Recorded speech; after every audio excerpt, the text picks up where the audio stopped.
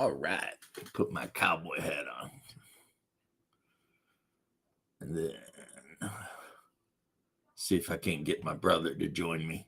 It's kind of early, so he should not be involved in any BS. You know, if I'm lucky. We'll see, right? You never know with that guy. He's a joker. He's a something. He's a midnight choker. He sure don't want to hurt no one except me with his constant what's it called? Ignoring. I'll tell you what, these guys in the game group need to straighten the hell up. I put a message out and like 4 people respond. That is not going to work. And I think one of them's trolling me. So, gonna have to deal with him. Gonna have to deal with him in the harshest possible way. Let's change the name of this. What would be let's see.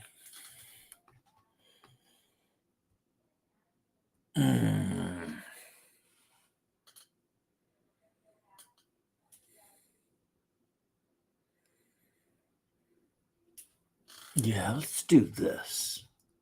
I like putting kind of weird titles.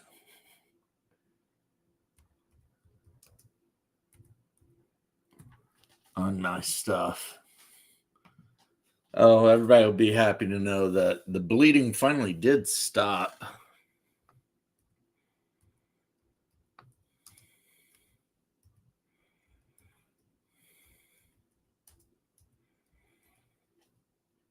Now let's upload a picture. Probably just upload the picture of my vampire character. I like that one a lot. It is nice getting a little bit of love from the Black Lodge Game Bros the other day when they were on Double D. I'll tell you what, those guys, if you watch their videos on how to play vampire, you will get much better at playing vampire. Lab Toby says, oh. All right. So, hello, Lab Toby. If you're not like one of a Greem's multiple freaking accounts. That guy's got like 50 accounts. But anyway, which is, you know, as he wishes. I like the way you kiss me. I can tell you miss me. I can tell. Hit. Don't try to be romantic. I'll hit it from the back just so you don't get attached. And from the taste. That's probably not good music for me to be listening to. I should probably be listening to more Byzantine chants, but I'm a big fan of. Green is a troll. Well, yeah, here's a troll I've been painting. Except since this troll for some reason was wearing pants, I painted him purple. Because that's kind of a throwback to old school Marvel comics when the Hulk would always Hulk out. He'd always turn purple.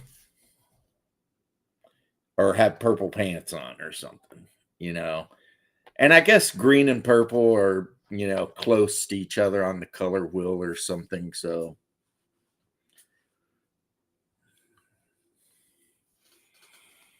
But, where in the hell's my brother at? Is he going to make me call him? Text him?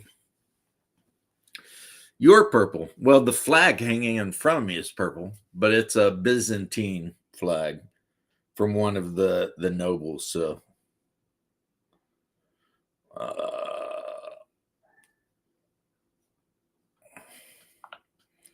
Yeah, I've got a group. Maybe I just want to have the simple life of a fire dancer before the intergalactic zombie plague hits. I mean, you're like, hey, make a 2300 traveler character. And this guy's like, well, I want to be Polynesian and a performer from a water world. It's like, what? Joker, green hair, purple pants. Yeah, so there's something with green and purple. I unfortunately have not read a lot of color theory. I need to because my Vallejo paint setup came with a really good book that goes into detail with color theory and everything like that. My sister-in-law said she loved me. She's so nice. Sometimes. The analysis concluded that mirror bacteria could broadly invade many immune defenses of humans, animals, and potentially plants. I don't know what mirror bacteria is, but I'm of the opinion that if it's going to happen, it's going to happen. And there's not much we can do about it. So it really doesn't help to worry about it. I mean, I hope that makes sense to you there, Twitch guy. I mean, we are literally. Hey, I'm on. What are you doing?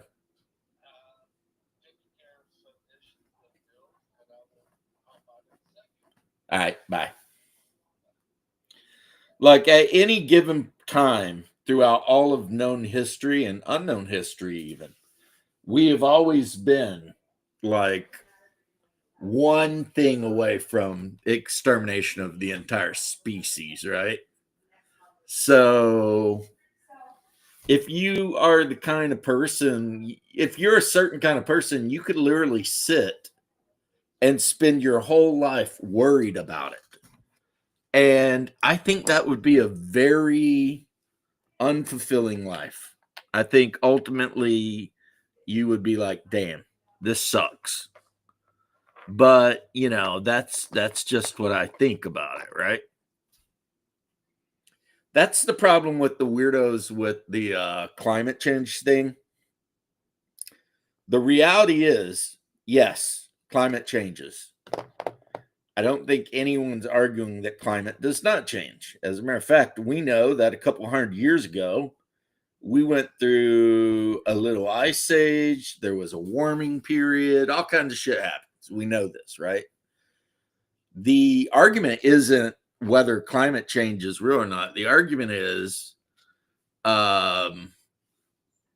there anything we can do about it at the end of the day? And I think there's this thing where people try to take credit for shit they didn't do because at least by taking credit for even bad things they didn't do, it makes them feel better about themselves. Well, good luck with your game, bro. They're going to delve into the barrel maze. Well, we'll see if we can get there fast, but no, that would be the worst thing, Lab. We'll end up like China, which is currently melting down, like completely just falling apart. And no, we don't want that. Children have never been the cause of climate change. Has nothing to do with anything. Maybe, we should be a little bit more careful with pumping like, crazy chemicals in the atmosphere that destroy the ozone and shit like that.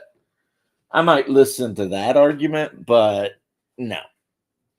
I mean, in an average year, volcanoes chuck as much greenhouse gas into the atmosphere as like all of human civilization.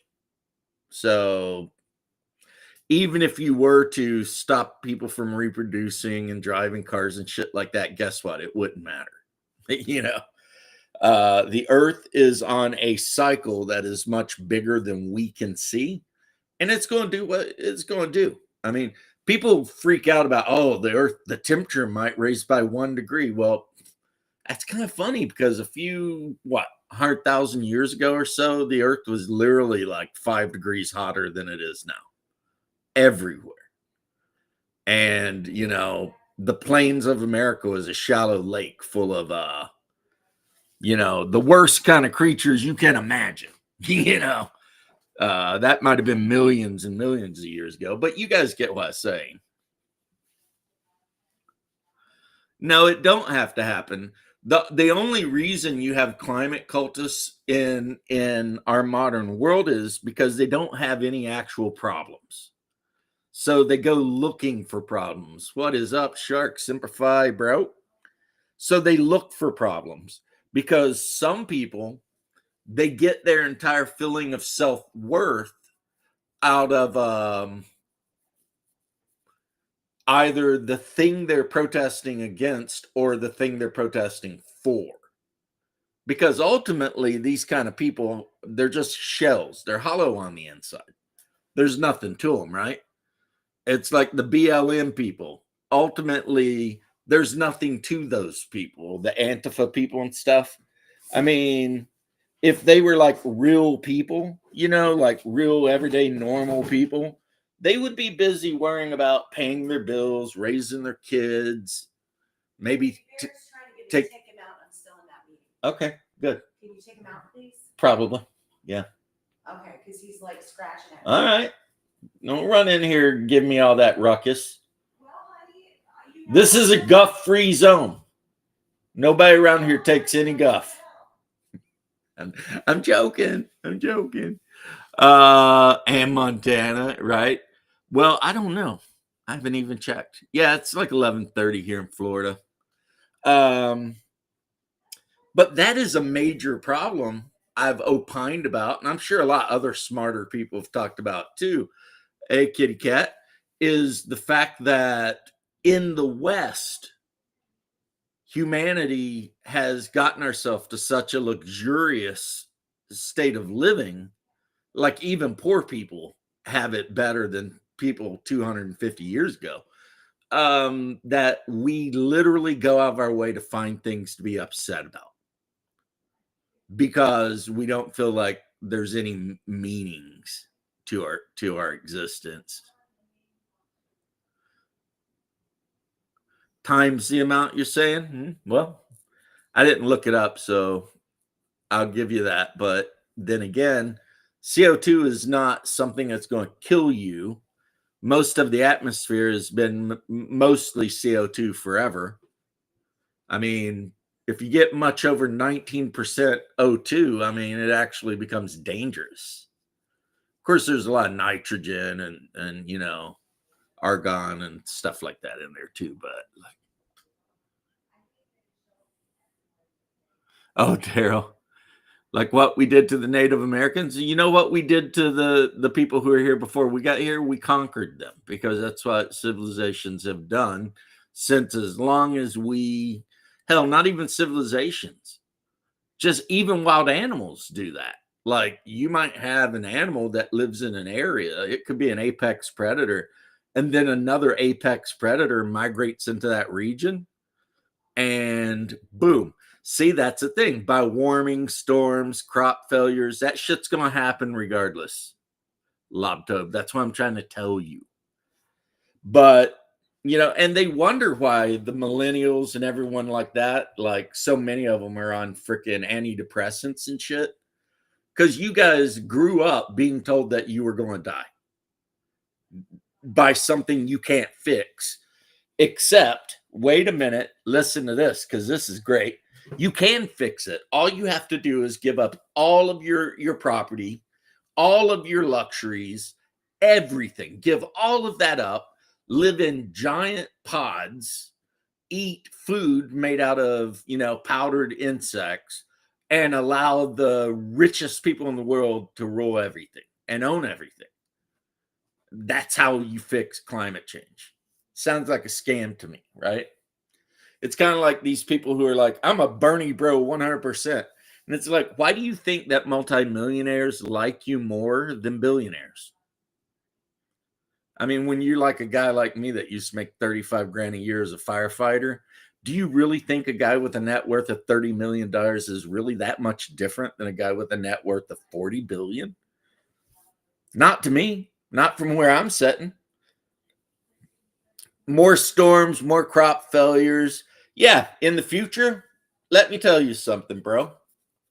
For all we know, in the future, the moon will shoot off into orbit, screw up the tides so much that'll just be whatever, and all life will end.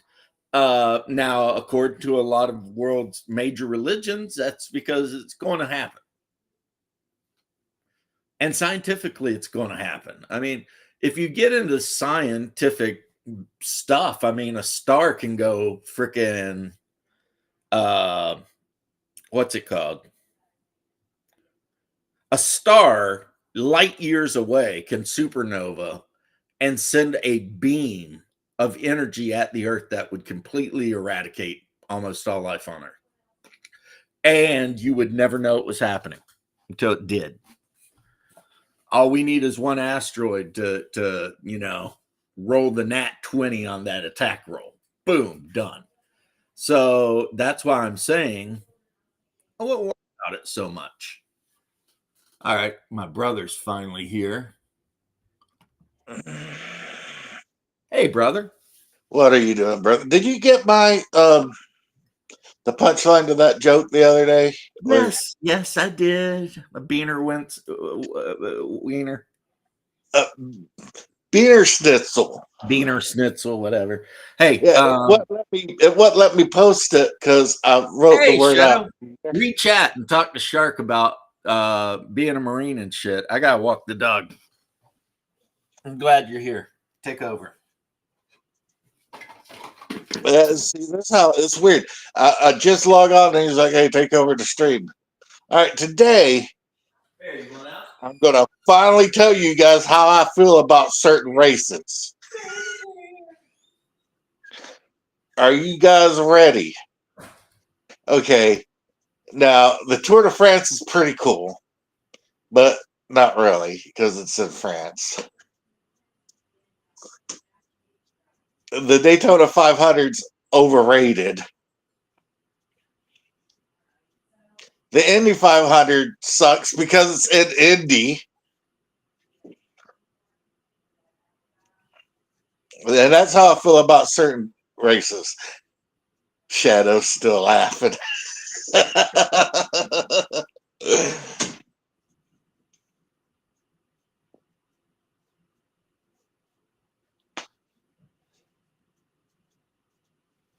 So human beings are very much rooted in a shared nature with chimpanzees. That was a racist joke about races. It was like when I was a kid, all I really wanted to do was drive a race car. And look at me, all grown up. Now I'm a racist. So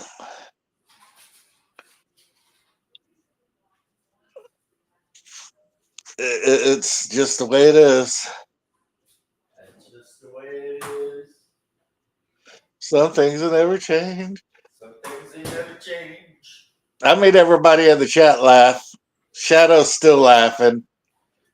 I hope it wasn't something that's going to get my account banned.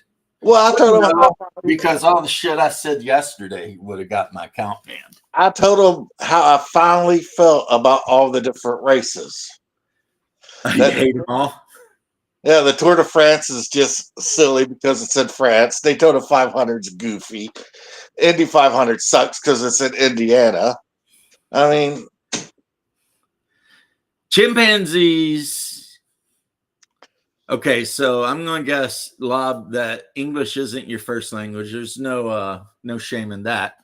No, chimpanzees were not our ancestors. If you believe in evolution, you could argue that we have a shared ancestor, but a chimpanzee is every bit as evolved as a human. Hey, Jose, Pablo, Luna Sanchez, long time no see. No way, Jose. What up, Jose? How you doing, Shadow? How you doing? What Shadow? I'd probably say Michael J. Fox right now. I'll tell you what's shaking. We were shaking. Oh, snapping your fingers. What in the world happened to your finger, by the way?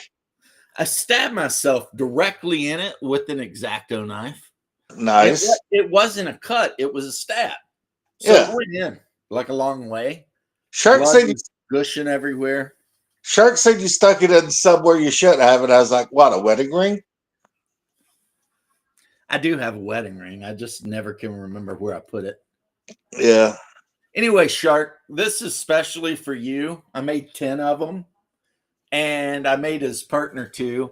But just so you know, that's Scipio, actually Claudius Scipio Africanus, and he is a much better general than Caesar. Caesar can lick this guy's ball sack. See, Augustus. Of course, since I did little Scipio, I had to do Hannibal Barca too. Because Are you talking about Augustus Caesar? me and him have been debating Caesar, the guy who got stabbed in the back by all He his was friends. a great general. What are you talking about? He got kidnapped by pirates, and then when they offered to ransom him off, he's like, "No, you're not asking enough, bitches." And then when they got the ransom, he turned around and killed them all for having the audacity of kidnapping. Look, I'm not saying he's a badass, but Scipio Africanus defeated Carthage. He wrecked Hannibal Barca. He defeated Carthage. He erased Carthage from the face of the earth. Ironcaster wishes, yeah, well, in order for me to get to this position where I can be at home today painting minis, all I had to do is fall 30 feet and break a bunch of, everything. I mean, I'm actually a cyborg because I have so much titanium in me that I don't know how much titanium goes for by the pound, but I'm probably worth a lot more than your average person. See, you did it the easy way. I had the long route. You had one fall. I had 40 to the Bone. That's a good song too. Everybody loves George Thorogood and the Delaware Destroyers. Isn't that who that is? I think Detroit Destroyers. No, I think it's Delaware. It could be. Well, yeah, humans do not come from chimpanzees, but we have a shared. Well, chimpanzees' nature is demonic. They are demons that just are wearing a monkey suit. Demons and bastards. I mean, you're talking about a creature that does mean ass shit just because it's fun and they can. Got the painting bug again recently. You know what? I wish you could share that painting bug with me. Because I've got have 1,000 unpainted miniatures and annoyed by it. But yeah. I did throw a bunch of my old 40K stuff into a box, like one of my big clear Cambros I bought. And I said, I posted it and I said $500. And you can have everything in this box and the box. $500 cash. My space zombies better still be up there. What do you mean up there? My Eldar. You mean the Chaos guys? No, Eldar. Oh, yeah. No, I didn't put the Eldar in there. It's mostly all the Primaris Marines, Leman Russ, the Imperial Knights, the Orc Stampa. I mean, it's probably $1,000 worth of shit. Why are you getting rid of the Knights? You're going to need those. Nope, I'm not. When I kick your ass at 40K. You're never kicking my ass, and I'm never playing 40K again. Oh, what a fucking tweet. If you want to whip my ass at a war game, we can play one-page rules, or we can play 30K. You make me sad. And if we play 30K, I request we play 2,500 points so that I can take Sanguinius. The only reason I ever got into 40K and spent so much money on it is because of you. Dude, I spent more on your army than you did. Yeah, so that doesn't matter. I'm not talking about the money you spent. I'm talking about the money I spent. Which is like 1/10 of what I spent on your army. So? And I'm the one that painted your freaking army. So? You're talking semantics. You know what? STF, you noob. You got me to love the stupid game, but now you're like, I'm never playing again. if Yeah, you love the game so much, then I don't know what you're doing up there not playing it. I spent all that time learning all the lore and stuff. Hey, bro, do you recognize this guy? That guy, a dude with an axe is all I can see. Yeah, you can't see. This is from the movie The Mouth of Madness. Oh, nice. This is the guy that's like they sent to try to find Sutter Kane, but instead he went insane, and then it turned out he was actually in the book. And then in the end, he goes and hacks some dude to death with an axe in the middle of a bookstore. I don't. Yeah, that's Hungar, and I can both think of that shit. If I think of all the money I've spent on 40K since like the mid 90s, I would have a lot of cocaine and hookers. dude, I could have invested so much money into like Tesla and shit like that. I'd be a millionaire. But you know, you do what you do. And I have to admit, guys, It brought us joy. I mean, come on. It's Sanguinius. My When I pops read got up it for me for Christmas one year, it's the official Forge World one. And I have that base goes into like a big diorama base that's got the demon Balbanda like on the ground being like, oh, stop killing me, Sanguinius. So yeah, I mean, Blood Angels since the beginning. When I ran up to your Baneblade with my Eldar Knight. Yes, Eldar Knights were OP back in like 8th edition. Chopped you in half with one hit. It brought such joy to my tiny little black heart that all the money that we, like I said, that fucking see, you're going to make me cuss at you. The Power Glaive on that Eldar Knight is OP. It's OP. I mean, you roll like 18 attacks and do 25 die damage. I'm just talking about all the joy that the game has brought us with all the money we spent. It has brought us a lot of joy.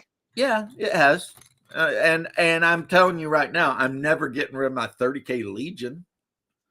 And I've got 3 Sicarius. I've got a Kratos, 2 of the Land Raider, the big ones. A couple of normal Land Raiders, a shit ton of rhinos. I've even got a rhino bow pattern because in the Horus Heresy stuff, only Blood Angels can take a Predator that has nothing but twin link assault gun cannons on it. So it's a bow Predator. Hey, there's Windrunner, the pain in my ass. I guess I get me a bunch of Space Marines and paint them up Alpha Legion style. Dude, I have so many Mark 6 Space Marines. I take them from you.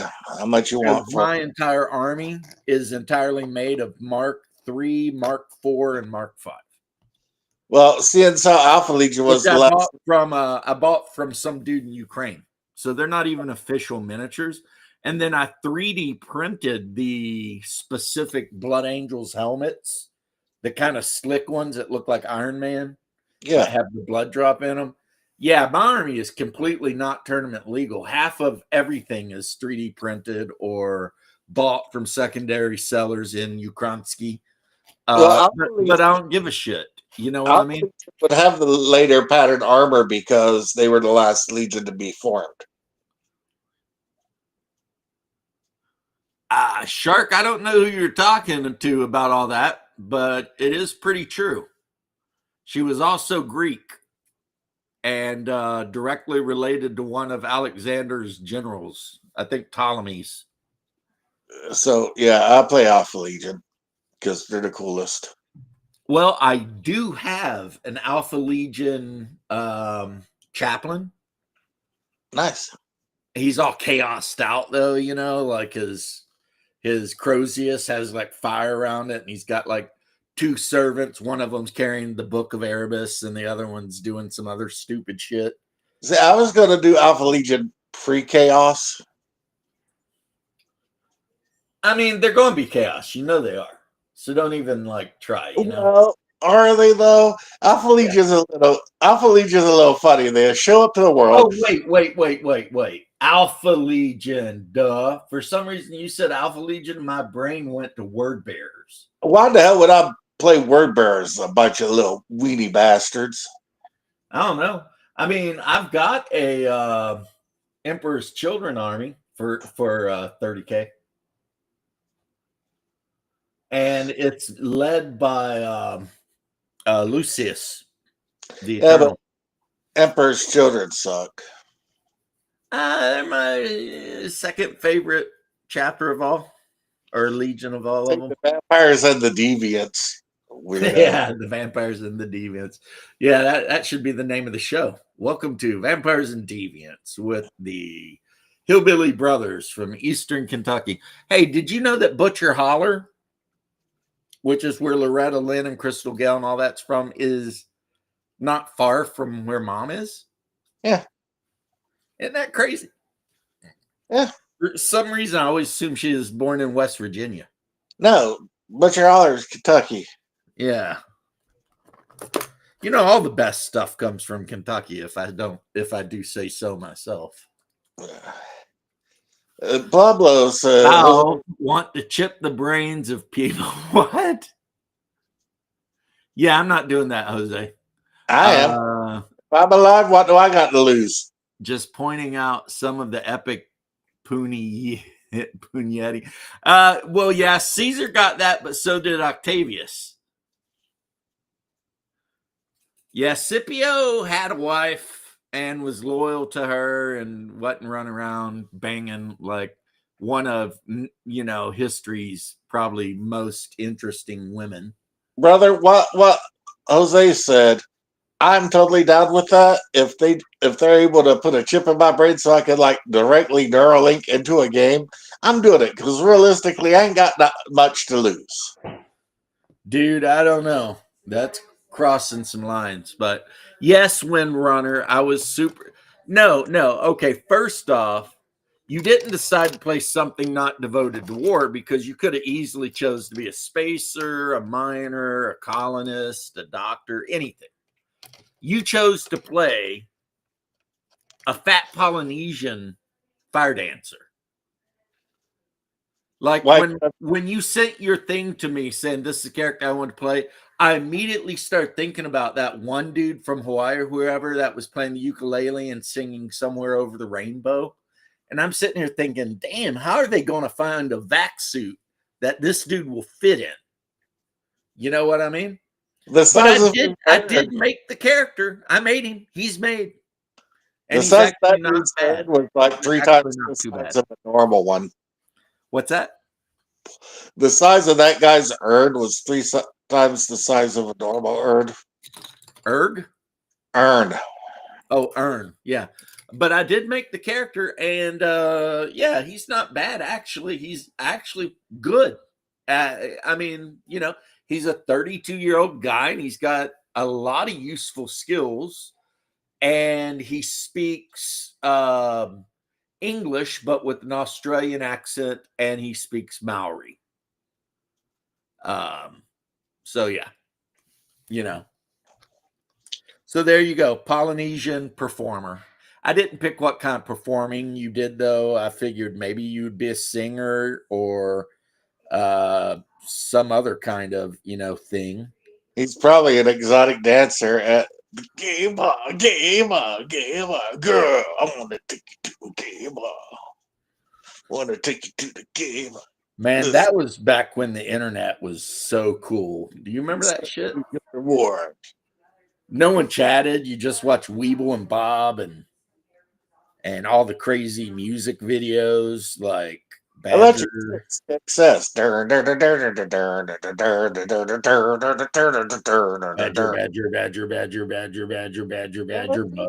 mushroom. It's a snake. Badger. Yeah. Oh, it's a snake. Do you remember the robot song? I am the pusher robot. No, but I remember all to protect you from the terrible secret of space. All your base are belong to us. Fire dancer all the way. So probably not quite as chubby as I was imagining. Definitely not Samoan then. So yeah, your character's Maori. You can say he's got all the cool face tattoos and shit, and he likes to stick his tongue out at people. I mean, the fire dancing thing, that's definitely a Maori thing. 1999 was the pinnacle of civilization. It was like you got the Traveler Explorers Edition book. I think now, Satya, I don't know, but I think you'll probably love it because it's a great system and you can literally play anything. It don't even have to be sci-fi. You can play a historical or whatever medieval style game. You can play a near future game. You can literally just, the system is so flexible and easy to play that you can play whatever you want. So you can play the Third Imperium. You could play Star Wars. You can make your own shit up. You can do something really crazy and play like Hyperion. You remember? Which, if you've never read the book, that's the one where there's the world Hyperion and there's like this monster on it called the Shrike that likes to kill people and nail them to trees and shit. You know what else would be kind of cool? Traveler Darkover. Traveler Darkover. Where like the Terrans are all just normal humans, but all the people on Darkover are psychers. And when you visit Darkover, you cannot take any sort of technological weapon off of the starbase. And it's not for the protection of the natives. It's actually for the protection of the visitors. You're on early? I am. I woke up early, decided to get some painting done, rousted my brother out of bed. I'm telling Satya about.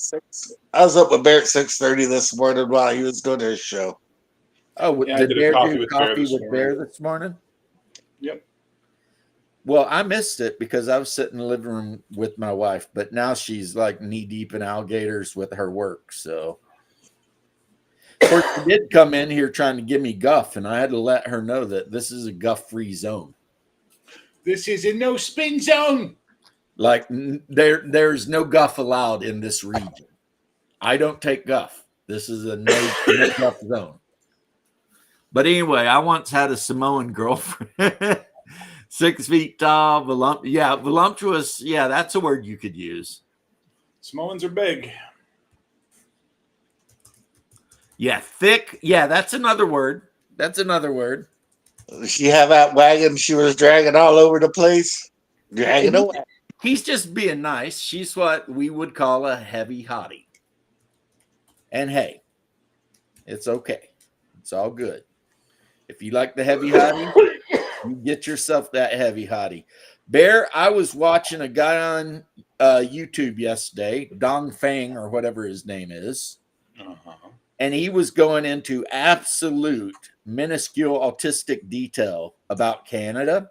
Uh-huh. And all I can say is, I'm sorry, bro. Why? What's he going on about?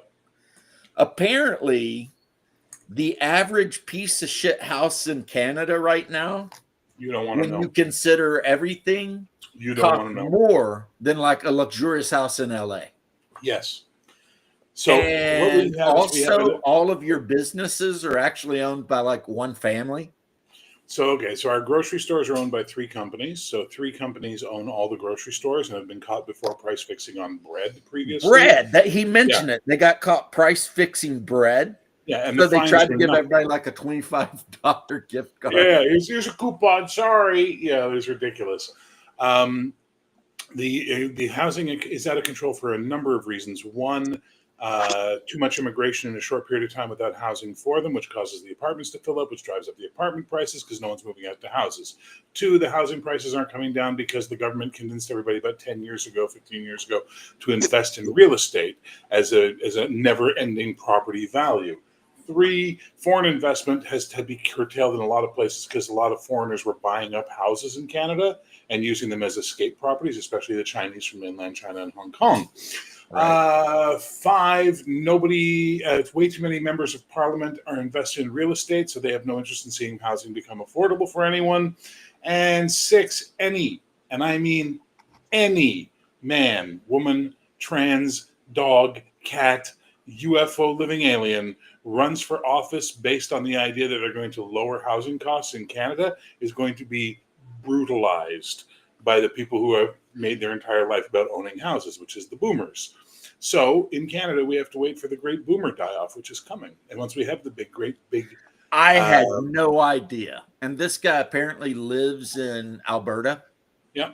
And he was going into like I said, autistic detail with everything going on.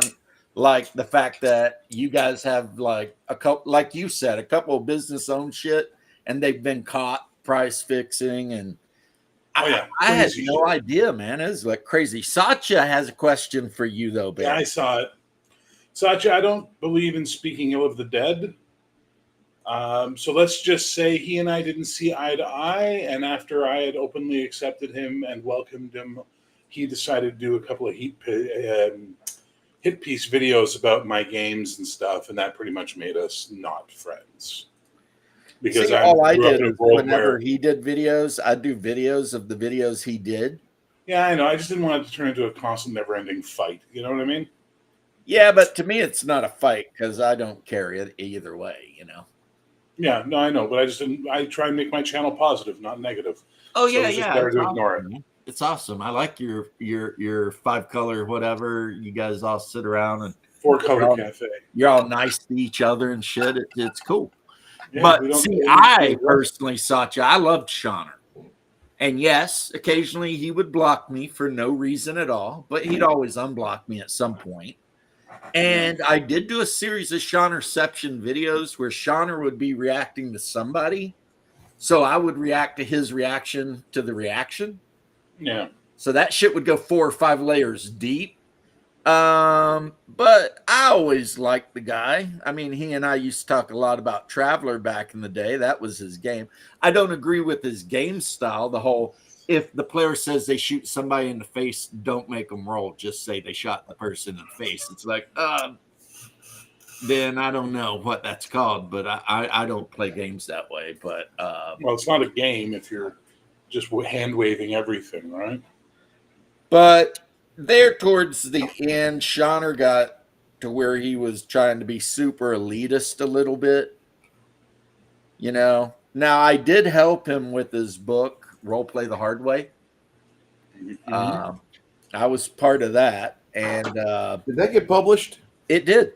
But one thing that's crazy is one time he blocked me because he sent me a message on Discord and it took me too long to respond. That's hilarious. Also, Shawner would block anyone that didn't have their own YouTube channel.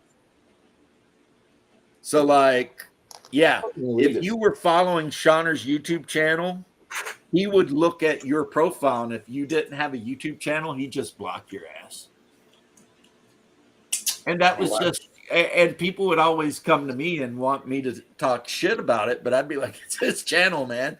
He can do what he wants, you know? Yep. I mean, it is what it is.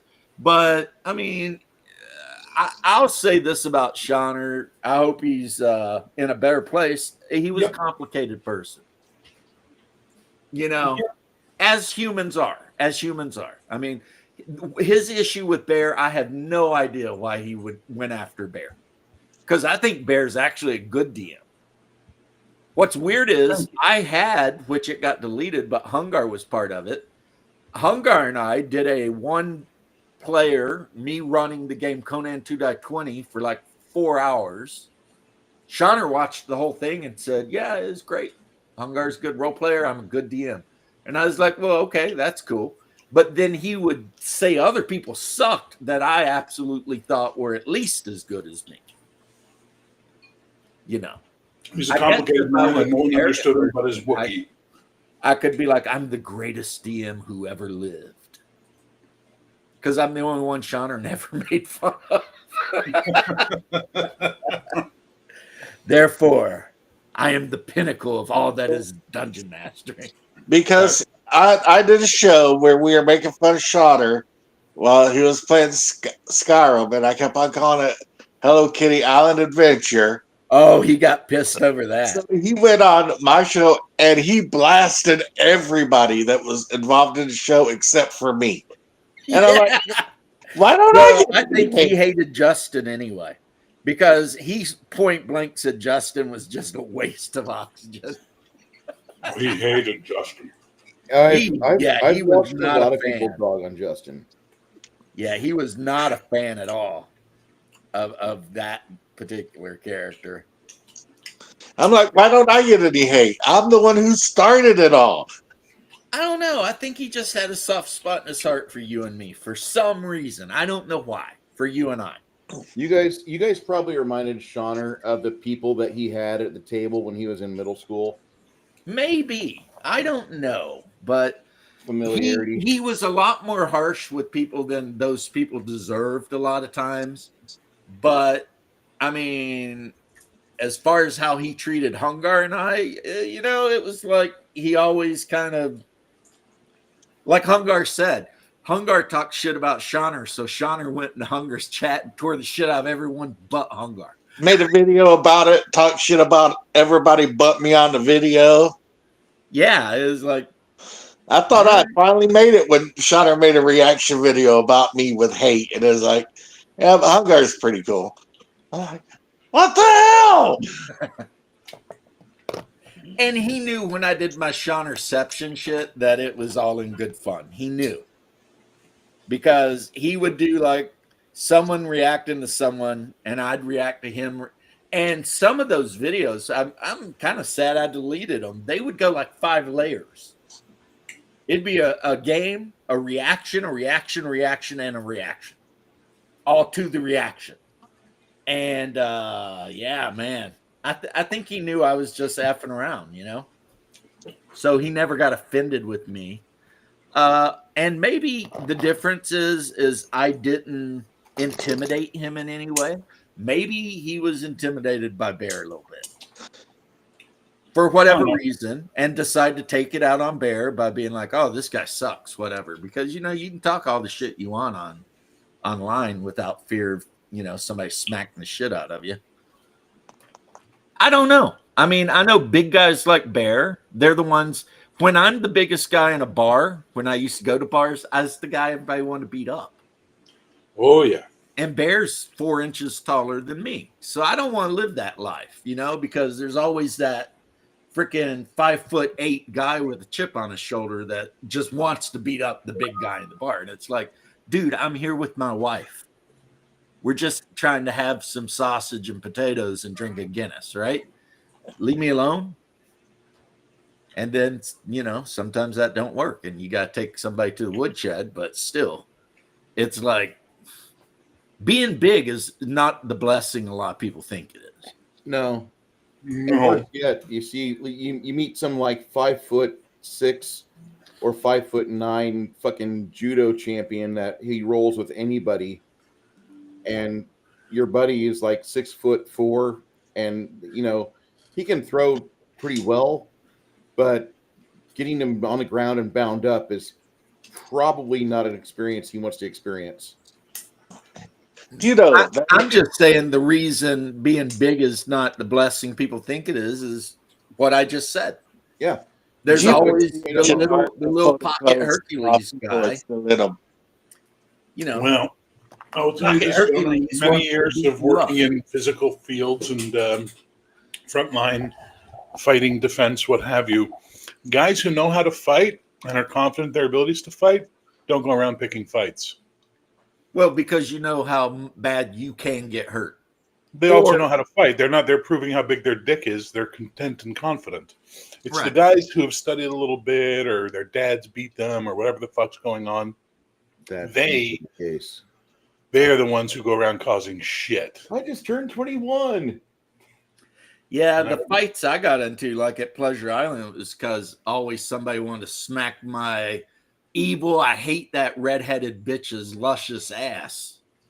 And that's always going to end bad. That's true about that woman. If I was stuck in a room with her, I had a gun with 2 bullets, and it was me, her, say Saddam Hussein, and freaking what's that one guy that they say they killed and threw in the ocean? Osama bin Laden. Osama bin Laden. I would shoot her twice. She was evil, but she was your typical redheaded crazy bitch that looked way too good and knew it. There's nothing worse than a good looking woman that knows they're good looking, because then it's like, oh God, dealing with that shit. You know what I I'm mean? gonna go get something to eat. I'm not eating today. Well, You're not eating today, or you want to eat? I want to eat. I have not eaten today. well, hurry back. We're all Yeah. here. We just had some huevos rancheros, man. I had Mexican food yesterday. I had shrimp tacos. I had one Juanita. Somewhere in a deep universe. The Muppet thing, I love it. We need to get Bear and Mage's Musing to do a thing with their little Muppet avatars. That would be hilarious. I have never played Skyrim, Satya. I did play Elder Scrolls Online, and before that, I played like Morrowind and stuff like that. Shauner played Skyrim from the time it released till the time he passed. And he has videos where he's playing that game with like 1,000 mods going. I'm playing Destiny 2 right now just for fun. Destiny, isn't that the shooter? Yeah. No? Yes. It's a third-person shooter. Okay, yeah, where you're fighting aliens and shit. Yeah. I just wanted somewhere I could just shoot people. Well, I'm glad you chose Move to Destiny Florida. and not a mall or something. Yeah, I was looking. It was between Destiny 2 and the Water Tower, and I went with Destiny 2.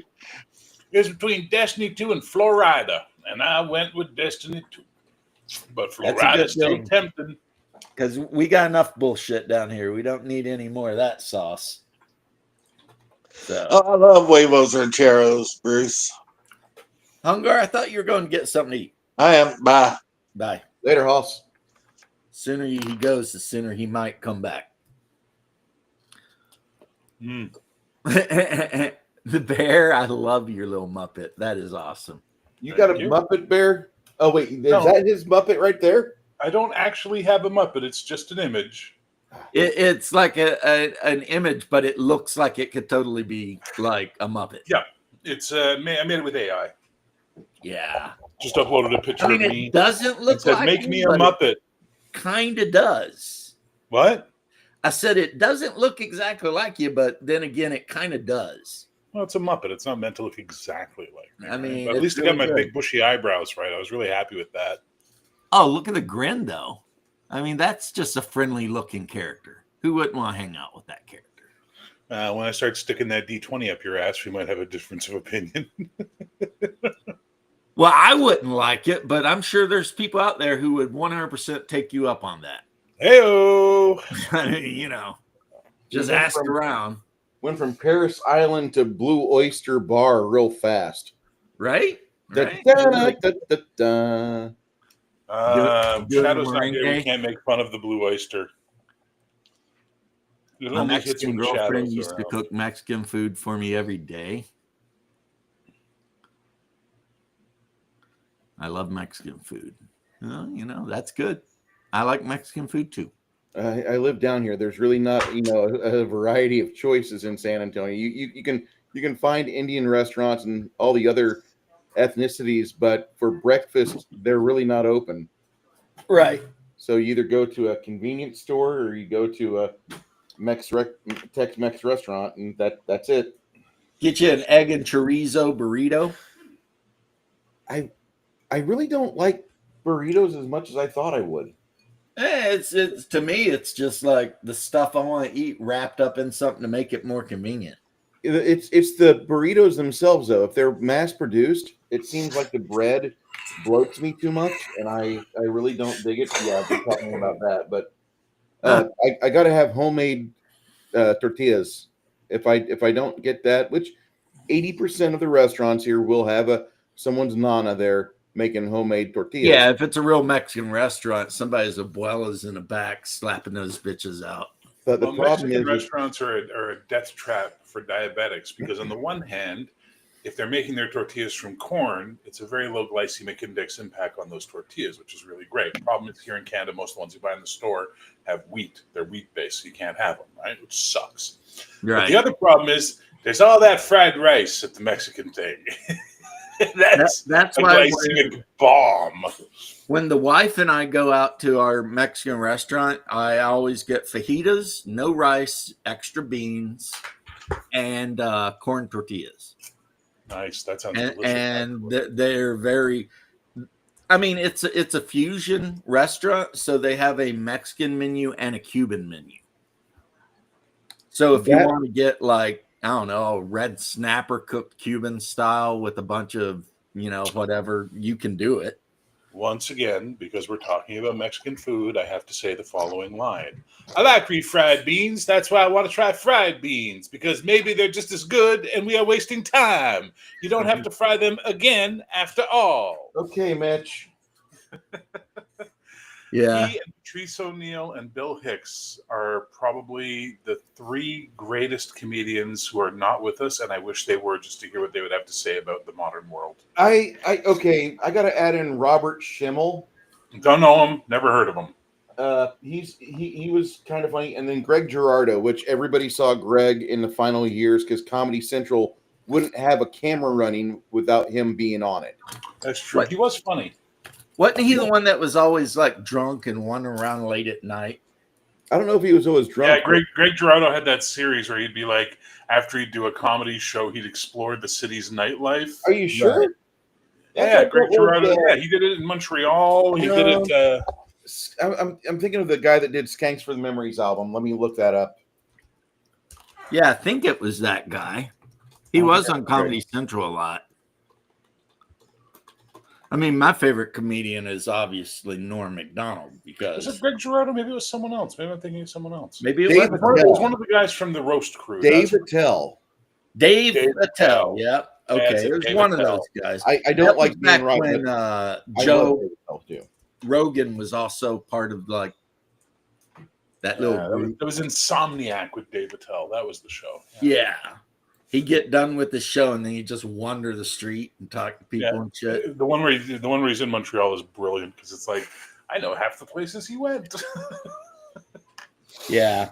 I don't know if I ever seen him in Orlando, but it'd be So the interesting. question becomes this, though: It'd be interesting. have you watched and digested Patrice O'Neill's entire career yet? No. No, I've only seen clips, but the guy was definitely a truth Fucking teller talented. of hard truths. The two best things you can do is you can watch his his first and last stand-up special he did, the one that was going to launch his career before he died, and watch any of the comedians talking about him and what it was like hanging out with him and the way he would behave. Right. He was like a big, snarky black version of your brother. He did what he wanted when he wanted to do it, how he wanted, but he was like super witty and able to cut people down to size. Well, I mean, that's a good thing. I'll tell you what, he definitely called the future a couple of times in some of his older stand. Oh yeah, I love. What he Yeah, was talking Mage's about. musing. I think he might be the only guy with a puppet. No, there's I that don't other guy who does the cultural stuff, the video reviews, Professor Tosspot. I love Tosspot. He's I not. might He have hasn't to been check video him in out ages. because I don't think I've Tosspot ever and seen It's him. a Gundam. It's a Well, Gundam. It's It's a okay, but Gundam It's a Gundam has- gets a little tiresome. Yeah. It could, but he did have the Muppet in it. That was always watching like Amarath or whatever, and Oh yeah, he got in so much trouble for that. yeah, Can you guys explain the popularity of Pokimane to me? Like every time I see something about that chick, I'm like, what retards think this person is anything? She's not a 10. I'll just say She's that. not a 10. She doesn't have the personality of a 5. Like, why do people watch this bitch? I I don't can't know. explain any She has a popular vagina. female Twitch person at all. She has a Was that vagina. That's all I can say, Bear. She has a vagina, and there's some lonely fucker in the middle of Kansas that he thinks that she's hot, and I feel so sad that we allowed simping as a culture to blossom. That's what Well, it is. It's straight up just simping.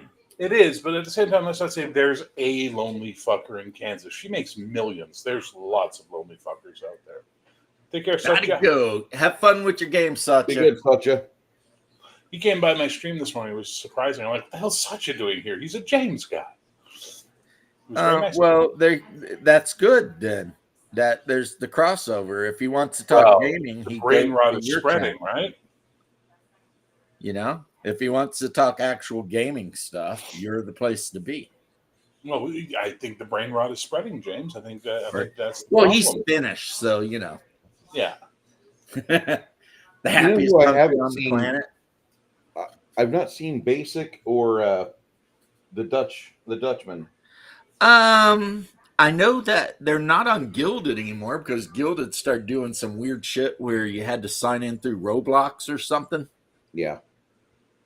And so I haven't seen either of those dudes. I don't think that they're mad at anybody. I mean, Who, Victor Gorchev? yeah, I don't Yeah, think they're mad at No, anybody. they still do their Tuesday show on. Yeah, I Facebook mean, they Victor just show. they're not as whatever on some social media stuff. That's all. Well, I think the problem is that the toxic crowd in social media, and I'm not going to point fingers or anything, have become so unbearably toxic to each other Yeah, that eventually some of them just don't want to be around it anymore, right? Because like the fighting, as I've always said, it takes two. You have two to fight, two to tango, right? Like it's Yeah. always going to be two to tango. And if you just stop engaging or just minimize your engagement, eventually the other person just looks like a screaming idiot. But if you keep feeding the fire's going to burn brighter, baby. yeah. A lot of that. See, I'm lucky. Maybe no one gives a shit what I do. Oh no, Because- Condor hates you. Well, Condor can hate me all he wants. I don't. Oh, sorry, you meant no one of consequence hates Well, you. I mean, I guess someone hating you only matters if you care. But Being I hated was by able Condor- to hang out with Jeff Rowe and Mercatus and all those dudes, and no one come at me. You know, of course, everyone knew I was not part of the Bro SR, but I was friendly with all of them. And for some reason, yeah, no one come after me. But then, you know, Basic Expert talks to him or Harmony Ginger, and all of a sudden, everybody's wanting to freak out. It's like, whatever. But I think a lot of that is I've been in my share of Twitter dramas before, and I never apologize, and I always just tell them to go get effed. Oh, pound sand. So what are they going to do? Come after me? Nothing's going to happen. I'm going to tell them to get effed and keep doing what I'm doing anyway. I will say, James, yesterday was the first time I've seen a Twitter user not become a fucking retard. I'm sorry, what? Yesterday was the first day I've been in James's chat or in James's panel, and we had an actual Twitter user come in and not be a fucking retard. Yeah. That guy was actually. He asked his questions. He Respectful. was cool about it. The one guy who called me pro-genocide and evil, though, he was interesting. Oh yeah. I dare you leave the stream up. Yeah, I dare you to leave this up so I can show the world how evil you are. Well, you are pretty Challenge evil, accepted, let's be honest. homeboy. You know, like, but it was one of these guys. How do you feel about Palestine? And when I told him, he flipped his freaking wig. I never think about Palestine.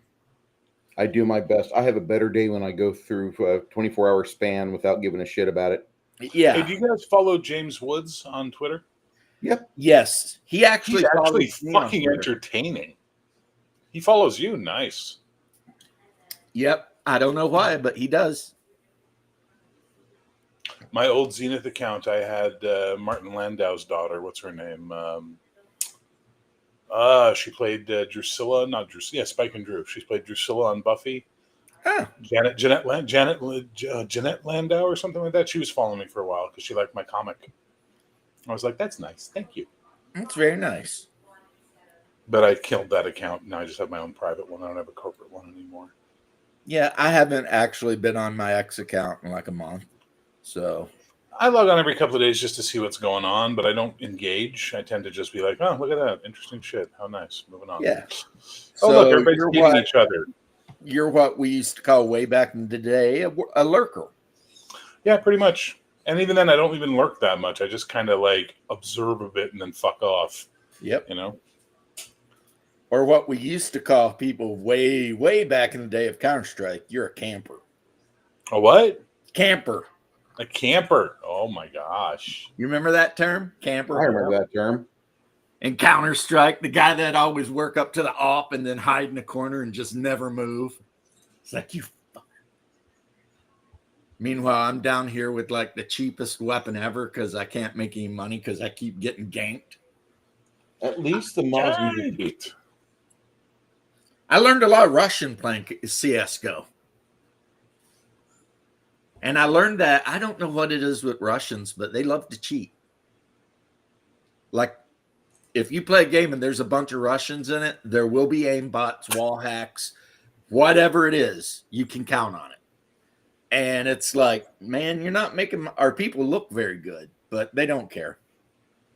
They are going to run those freaking wall hacks. You can count on it. I mean, they're the worst for it, actually.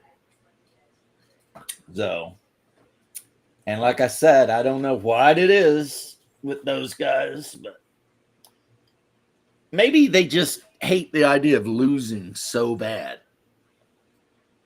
that they say F it and they cheat.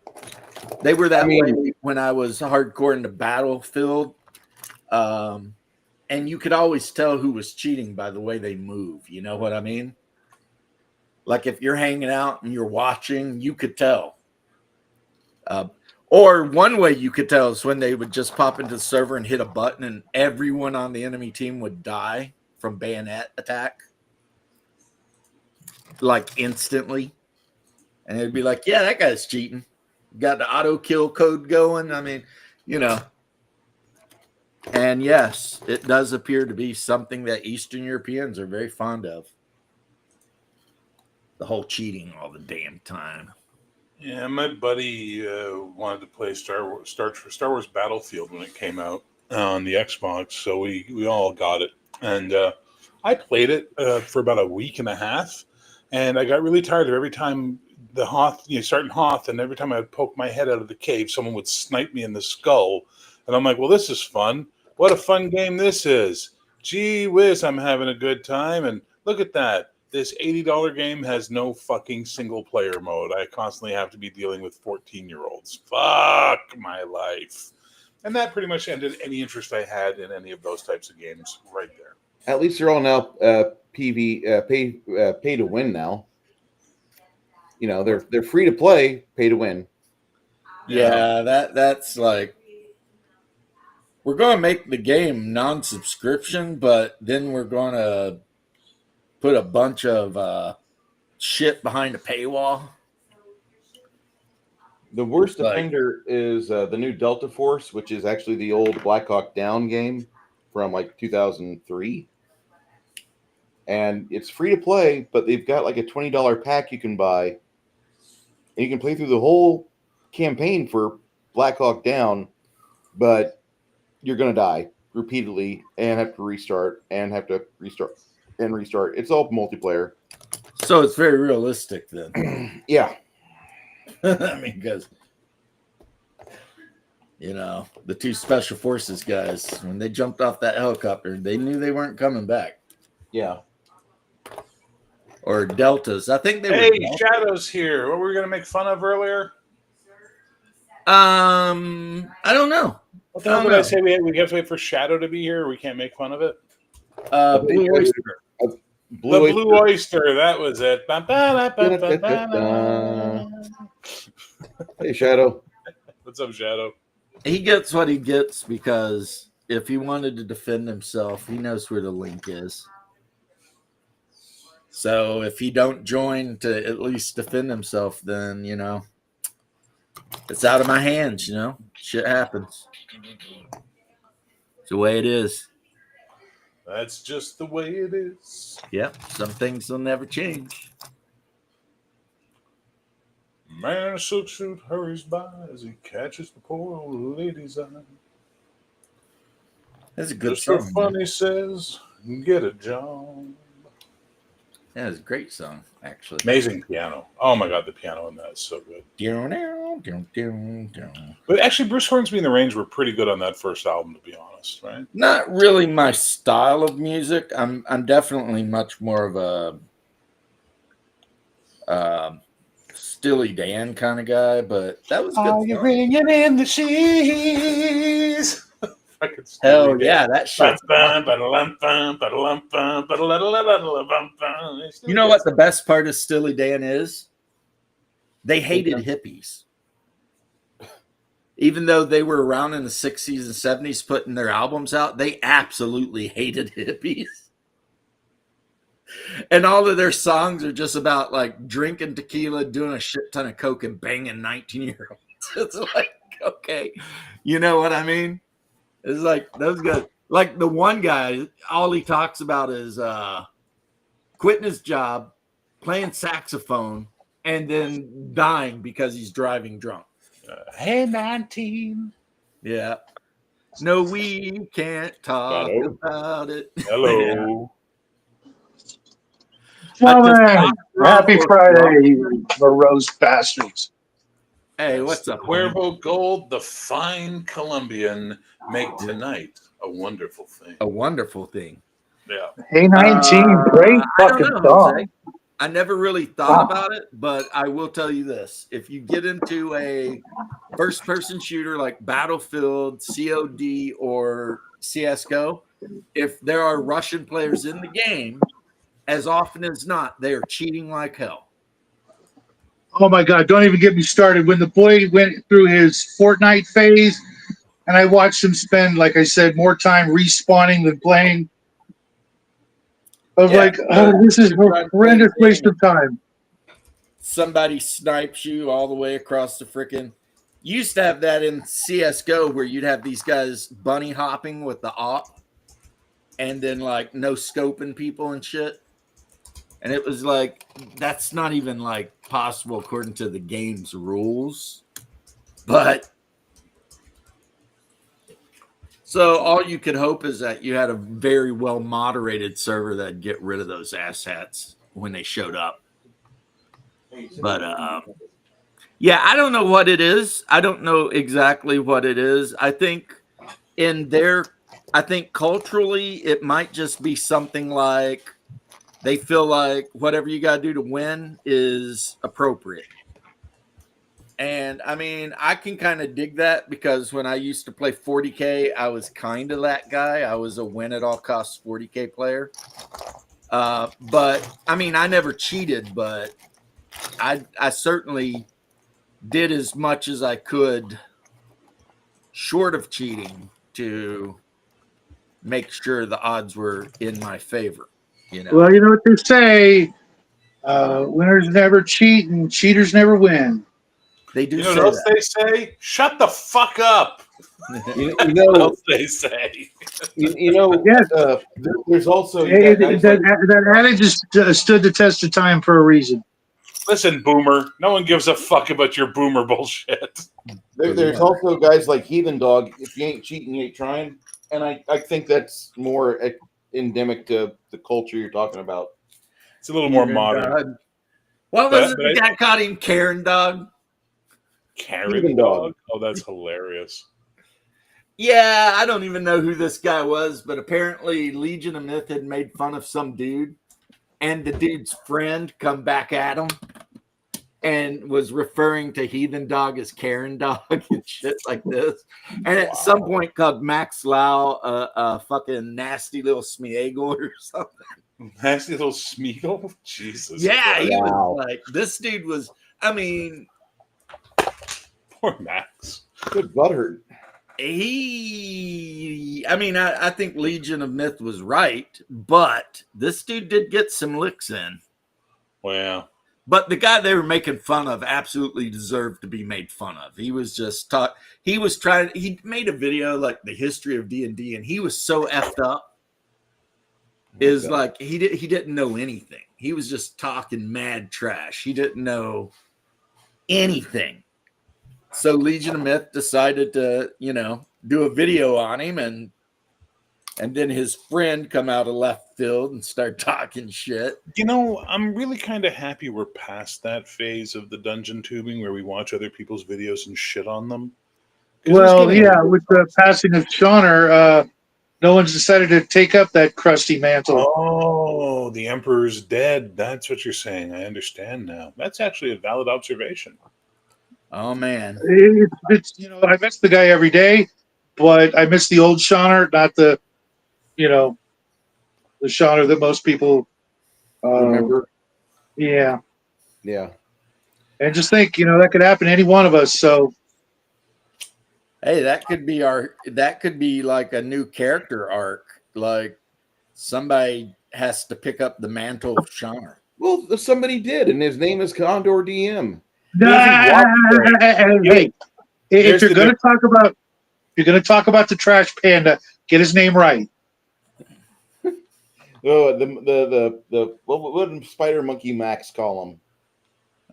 Oh, I wouldn't even compare Condor to Shawner at all. At least Not Shawner like, had seriously. salient points occasionally.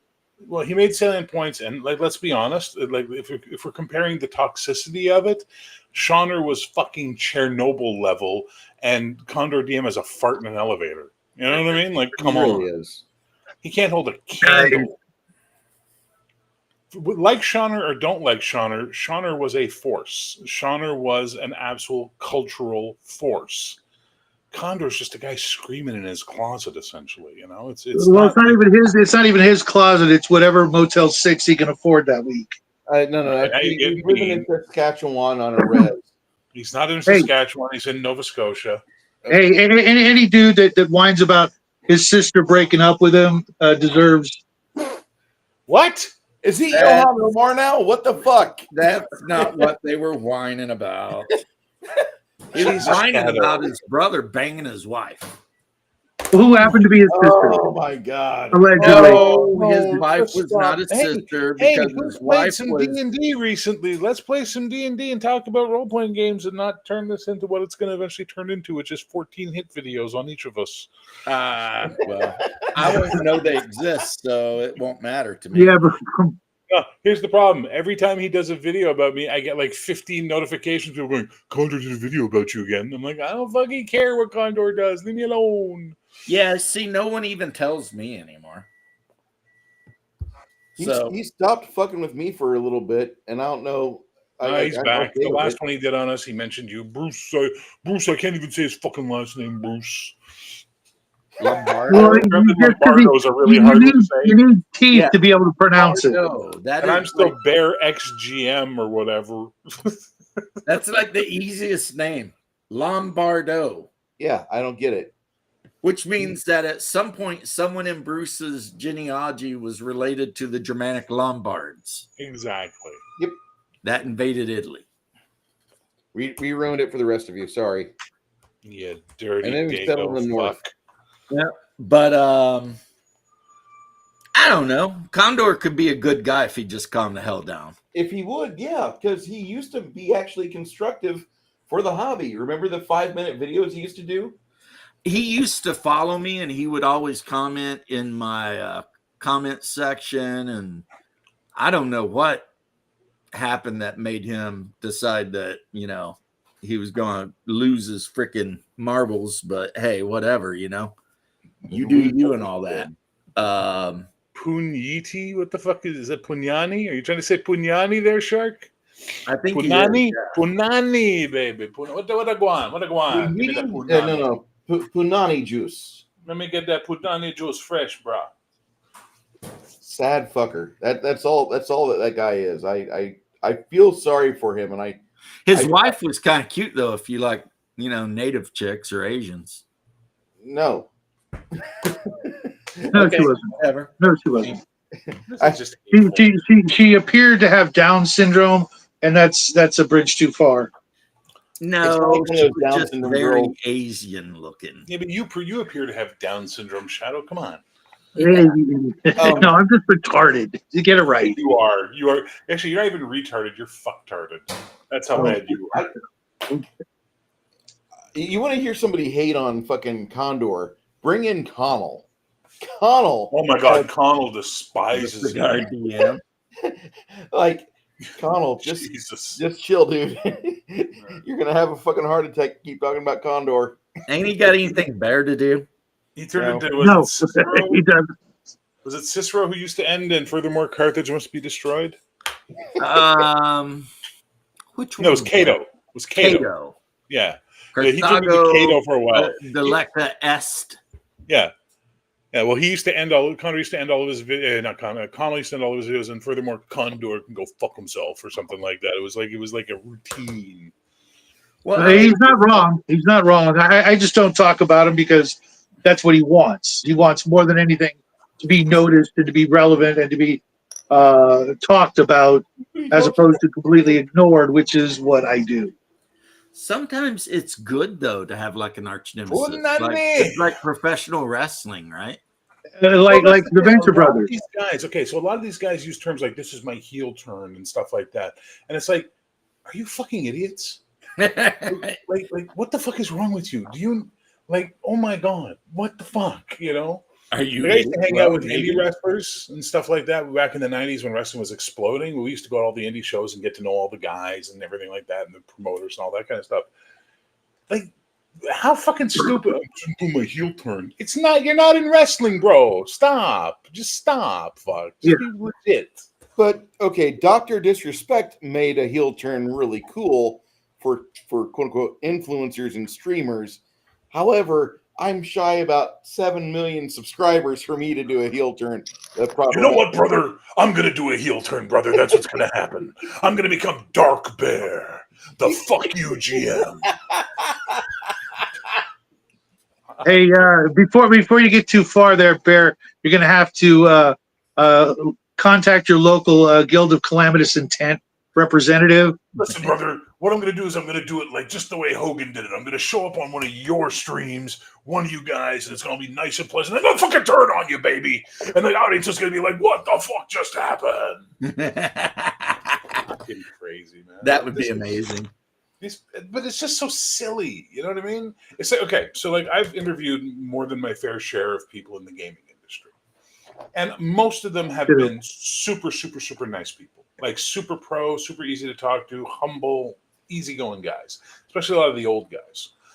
I interviewed, and I will not name, someone who is not so much a young guy. Well, now he's not so much a young guy, but at the time he was, middling in the industry. And he acted like a rock star through the whole fucking podcast interview. And when it was done, I'm recording this at a radio station where my buddy worked because we got to use the studios on Sundays.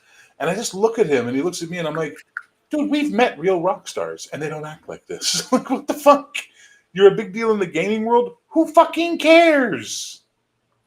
Yeah, it's not exactly it's not the panty dropper that he thought it was.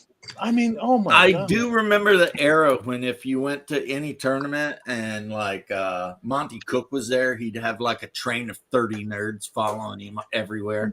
Yeah, but they were all dudes. Who cares? Yeah, they're all dudes. And I would just like, I'd see them and just be he like, had what the a bunch series of with Jen losers, Page, you know? Chop Sucky Boom. It was Monty Cook. Don't you guys know Monty Cook? Okay, Yeah, first of they all, were. Ben's a They, friend like of mine, we had so the be careful. hangers on that were just always orbiting. Monty, bless my dice. Monty, bless my DM screen. Monty, And Jen's a super cool chick, okay? So we be careful. We don't ever say anything bad about Jen to me, all right? Jen's my friend. Jen who? Jen Page. Gamers 2, she was the female form of the She was guy's character that was playing the sorceress, the female sorceress. the I have female no idea person. what you're talking about. You've never seen Gamers 2, Darkness Rising? It's free. Oh yeah, Two. the blonde Gamers chick that was 2. hot. Yeah. She's Yeah, a buddy of mine. She's hot. Yeah, Yeah, She's she's cool. a friend of She has yours. a channel. She has a channel on YouTube called "I Talk to Ghosts" because she's a medium in her private life, and she does stuff about that. Shares ghost stories and stuff. She's a cool Oh, chick. dear God. Hey, Oh, that's look, she's weird. a woman. Okay, come on. As I can't remember which comedian it was said it, but they said you get a bunch of women together, it's either a fucking Tupperware party or witchcraft. Like that's just the way it is. So Can we go back to the days of Amway instead? Somebody needs to tell her ghosts don't exist. What she thinks she's talking to are demons. okay, well that's a debate between you and her. I'll stay out. I'm willing to I- have it. I like Jen, but Plus, she was okay. great in that She- show, and she's easy on the eyes, or at least she was 20 years ago. She Still was looks good at her age. She still looks she good. was the Athleen Rogue model for the 3.0 Player's Handbook. She was in the first Gamers movie, not Second. She was in second. Gamers 2. She wasn't in Gamers 1. Yes, she was. No, she wasn't, dude. She's not in Gamers 1. She's in a bit part. Not in Gamers 1. I think so. No, sir. Let me check. I mean, I don't know, but I mean, she was a major part of Gamers too, for sure. She's in Hands of Fate, Darkness Rising, She was in Dragon Hands of Warrior, Fate. The One Orc, Project London, Choksocky Boom, The Professional Man, Ember Days. She's in that that fucking TV show they do on YouTube. Dangerous Quest or something. Hold on. I don't Journey know Quest. if she's in Danger Journey Quest, Quest. but Journey I like Quest. Danger Quest Yeah, she's in Journey Quest, and that's a or good job. Journey Quest. Yeah, I like that. I thought I that love was this pretty the funny. shit talking sword, but my favorite character in all of Journey Quest is the thick headed paladin. Yeah, or he's just knight beating or the whatever shit it out is. of that mage all the The time. the outtakes for the Paladin are the best in part 2. Yeah. Adventure. Holy shit, she's actually not. She looks. There's a scene in the end in part 1 when the one guy gets splattered by a ballista, sneak attack with a ballista, and I could have swore she was a little waitress in that, but I guess not. No, you're right. That is hilarious. Yeah. That And is she's a cool hilarious, chica. though. She's got kids, she's got a husband. She's an adult. She's a functioning fucking adult. You know what I mean? Yeah. And not. She was on my first ever 4-Color Cafe. She was one of the first panelists I ever had on. Was her. Fuck. Who else was there? It was her, Walt Robillard from Supers and all that fun stuff. I can't remember who the other guy was, and her. And then when we did the 10-year anniversary show, she came back for that one. We did her on for that as well. She's a sweetheart, absolute sweetheart. I have never had anyone famouser than you on my stream, Bear. I am not famous. Well, I mean, you've been in stuff, though. Well, yeah, but that doesn't make me famous. You've done stuff. I've done stuff, yes. And So- everyone loves the fact that Razor Fist had me on the opening of one of his shows when he put my clip from Punisher Warzone in. Did he? Yeah, he opens up one of his shows when he's talking about when Ray Stevenson died. He did a show about Punisher, and it opens with Ray Stevenson blowing my head off in Punisher Warzone. You know, Razor Fist, actually, for being a guy with like over 1 million subs and shit, he calls a lot of people out. Like, he's mentioned me 2 or 3 times now. But generally, it's only when I do like Bautech content because he loves Bautech. That guy loves Bautech. Which Have any of you guys read his books? Are they any good? Veterans? No, they're not. That's the problem. They're awful. I wanted to love them, D&D thief, kind of thing, but oh dear God. I mean, I've listened to Razor Fist read. And he really should stick to just running his mouth as opposed to anything longer than 15 minutes at a time. I love the guy, but Anytime you say I love the guy, but it means you don't. no, I do. I just don't love his writing. It's Every like time when he you says he say, loves "I'm the guy, sorry, he's thinking but." about the hot nights at the Blue Oyster dancing with them. Yeah, that's it. That's got to be it. Yeah, it's like if you say I'm sorry, but yeah, you're not sorry. Oh yeah. So, James, I had an idea this morning. I want to create a second channel called Canada Bear. And I'm going to wear my toque and I'll wear like a Canada shirt and all that kind of stuff. And I'm going to just do like role-playing reviews, eh? But I'm going to talk like this for the whole thing. Oh, yeah, give her. Oh, yeah. Oh, I'm for sure. watching it Oh, for sure. You betcha. Oh, you know it, eh? for sure. I'm watching that. You It need just to get yourself some Elsinore beer. Just get like a can liner and put it around your pop or your drink, whatever you got. That way people know Elsinore beer. You're an ass. The hockey team comes out and starts skating around. So Get a you're in phone the call dungeon from- there, eh? And the goblin has you in the corner. You got to give him the stick to the ribs. It's the only way to get out, eh? Yeah. When it's time to Man. fight, gloves hit the floor, elbows up. Let's go. Yeah, it's like you can I mean, would you get a Canadians jersey or is there specific teams that you like? I personally would get a Canadians jersey because, I'm in Montreal and they're the greatest hockey team in the history of hockey. But to really bring the character alive, I'd have to get a Maple Leafs. I'm gonna disagree with you on that. Not the greatest. Well, you can disagree all you like, but the facts show they still have the most Stanley Cups of any team in the history of the NHL. So fuck you, you're wrong. I'm going to tell you that you're wrong because the Broad Street Bullies are not the greatest team in the history. They were just the most entertaining team for 2 seasons. They were the best until the fucking rules changed because the Broad Street Bullies beat the fuck out of the Ruskies during 1977, and you can watch that game on YouTube at no cost. But that has nothing to do with the NHL. If they're playing the Russians weren't in the NHL. No, you're right. But the Broad Street Bullies were also. I love when Americans talk hockey. Nothing funnier for me than Americans. Like me trying to talk shit about football. They would go at the bar across the street from the hockey rink, and you could go drink with these guys after the show. On Saturdays, you could go hang out with them and play fast pitch softball or slow pitch, whatever they did. Doesn't make them the greatest hockey team in the history of hockey, though, bro. Because they were like pros. Some cool it just guys. makes them awesome guys. And when it was time to defend the fucking flag, they spent no time trying to fuck with the puck for the first 2 periods. They spent time putting every single Rusky in the goddamn injury box, and it is the greatest moment in hockey history. I don't think you understand hockey. I think that's I do. what we're just going to say at this point in time. I mean, everyone knows that the coolest hockey team, maybe not the greatest, but the coolest hockey team is the Bruins. Come on. Get the fuck out. Really? Just get the Black fuck and out. gold. Get the fuck out. Black and gold, baby. Fuck the Bruins. Sweet Caroline. Next, we're going to talk about the St. Louis Blues. Gloria. There was back in the day, there was this, they did this thing on Hockey Night in Canada, the 12 Days of Hockey around Christmas time. And the one I remember most was the 2 minor minutes. 2 minor minutes. And every time they did the 2 minor minutes, they played a different shot of Lindy Ruff skating to the penalty box. That's how many fucking penalties Lindy Ruff got. It was insane how many penalties that guy got.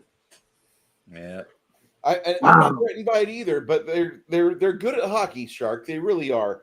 But the Broad Street Bullies are still the best because they changed the entire fucking rule set for NHL hockey, so you couldn't focus on the violence. Instead, you have to focus on the puck. So remember, guys, the qualification for being great at a sport in Bruce's mind is how much fists you can throw. You know who's really good at tennis? Fucking Hulk Hogan. He'd just go over the net and punch people in the face. Greatest tennis player of all time. No guy plays tennis anymore. What are you talking about? John McEnroe's done. Oh, yeah, McEnroe, that guy throwing fits, chucking his racket at the judges. That guy was a maniac. He's one that tried to get in trouble because he said if Serena Williams played in the men's league, she wouldn't even rate in the top 300. And then Serena Williams agreed with him. And then Serena Williams agreed and was like, "Oh no, those dudes, they serve so hard fast. You don't even know what." She played a guy rated at like 212th and got her ass whooped. Yeah. No, I mean, like she was, to her credit, she was an absolute lady about the whole thing. Yeah. It's like when she Ronda played Rousey this was top of the Australian guy charts. that was like 248. He was old. He showed up drunk, smoked her ass in straight sets, and it was just like, okay. Do you remember when Ronda Rousey was at the top of her game, and everyone was saying she should fight Floyd Mayweather, and Get out here. Mayweather killed her. No, she could beat him, but she was on a show going, "I could not beat Floyd Mayweather. What's wrong with you people?" Some people live in a fantasy fucking world, brother. NASCAR. Watch rednecks take left turns for a couple hours. Yep. Yay. And I say that with love since I am a redneck. And the sport did start because moonshiners had to figure out a way to. I am not seeing any of the chat past Daryl's comment, Joker green hair, purple pants. Yeah, that's weird, man. Reload. Just I had to reload. have- Okay, now they're coming in. No, they're not. No. That's weird. Serena Williams, Boomer. Fine booty? Nah. He Serena knows Williams Boomer. looks like a linebacker. Yeah, I'll be right back, guys. She's got a thick. Serena Williams makes rump. Big Mike look feminine. Yeah. But is she like the greatest female That's for you, tennis Bruce. player of That's all for you. time? Absolutely. Serena, she's an amazing tennis player. Yeah. I But, mean, know. she is absolutely. She's not a model. I mean, she would smoke pretty much me in no time. And I don't play tennis, but like most of your amateur tennis players, she's gonna freaking smoke them. I mean, when what's his name said what he said, he was talking about the cream of the crop tennis players in the middle. Like Yeah. now you got that big Russian that plays that Australia Cream hates. always rises to the top. Yeah, dig it. Can you dig it? Yeah, I mean the one Russian dude that that Australia was mad about.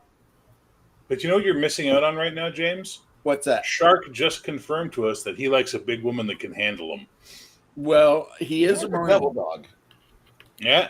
He is a Marine, and that means the whole time he was in the Marine Corps, he probably was limited to a dating pool of female Marines, and the ones that aren't lesbians may as well be.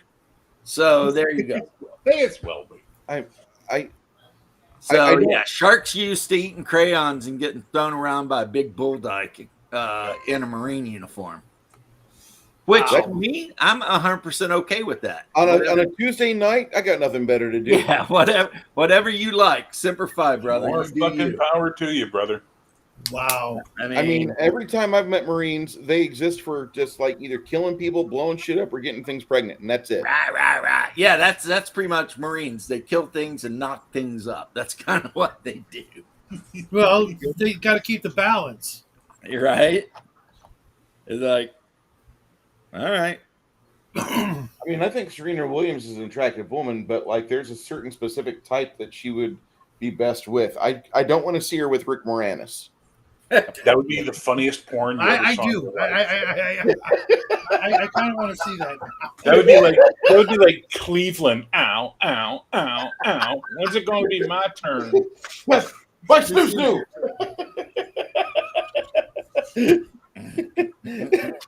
Jesu Christi, man. Bruce, you need to get back on the meds, brother.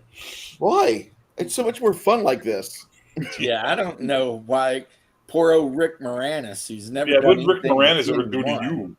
got drugged Yeah. into this shit. I want him to be happy. Good He's God. a good man, man. When his wife died, he just said, I'm leaving the film industry to take care and raise my kids. What a good man. And then some Walked away asshole from his sucker career. punches him in New York for no reason, right? Wasn't that him? Yeah. It's like, why would you sucker punch the dad from Honey, I Shrunk the Kids? What's wrong? Because with New you? York is full of fucking mental patients. They really are. Yeah, I'm going to disagree with you, Shark. That makes two things you and I are not ever going to agree on: Caesar and the Marines having pretty women. Well, Holly Mulheville. I've Google- done some force training against Marine Corps, and yeah, I couldn't tell the difference between the men and the women. I'll just say, if Except some of the Marines- women had tits. Holly Mulheville, before she got off of most social media, she was a fine young lady in Marine Corps uniform, and she was. yeah, I dated a Marine. She was in the Corps for like 2 years, and we were together 6. And she was very easy on the eyes, put it that way. And very hard on the She inch, was in the which was Corps the, for which was 2 the years. trap that it was. She was in the Corps for 2 years while you're dating her. That means she only cheated on you 100 times. You know, hey, listen, I saw a survey I- Shadow did where I'm- they asked him what his favorite part of a woman's body was, and he said the cock. So, you know, that just explains everything. Yeah, right. No, I'm sure she probably did, but it was after the Corps. Oh, okay. Never mind then. I just have no trust for barracks bunnies, man. I have Yeah, I no don't trust believe for it. any woman that who has slept with more women, more men than, I don't know, I have fingers. You know what I mean? Like, please. The whole idea of pair bonding exists, and it's a real thing. And Yeah, when a woman after gets 3, run through that forget it. much, We've lost that art. What is it, 3 or 4? Bear? it's by like the third or fourth lover she's lost her ability to pair bond. Unless you got in early, and then she can still pair bond with you because she has a connection to you that she lost with others. See, when he says the Marines had smoke show women, he means all the Navy girls that were on the ships with him when he was playing Marine. There Hey, are let's I be hear honest, the the Navy Marines are are like whores. those damn Is that true? Andromedans or whatever. I mean, male, female, I mean, you can't even tell the difference. Was it the actor? Was that from Aliens? When they're Yeah, like, it was more of that Acturian poontang. the one you had was a male. When it's Acturian, it don't even matter. Well, see, that's how the Marines feel about the Navy. when they start thinking like that, we just drop them off in Thailand. You'll be fine, guys. Don't worry. Hey, never look down on a guy who understands a good value for entertainment. But anyway, get stationed main side, the WM's on main Pendleton. Yeah, total smoke shows, absolute mind-boggling. Well, I'll take your word for it because I've never been to Pendleton. We trained against the Marines in Saudi Arabia, and I was like, damn, I feel bad for these guys. Well, look, at the same time, Shark has told us that, Venus Williams is a beautiful woman. Yeah, so we got a question. So what he qualifies as a smoke show may not be what you qualify as a smoke show. Yeah. And there's nothing wrong with that. And that's fine. I mean, people got different tastes. Like, to me, Serena Williams is a little bit mannish. But hey, if that's what you're into, knock yourself out. I typically like my females to look a little bit more feminine. But hey, whatever. I'm not here to judge you. I mean,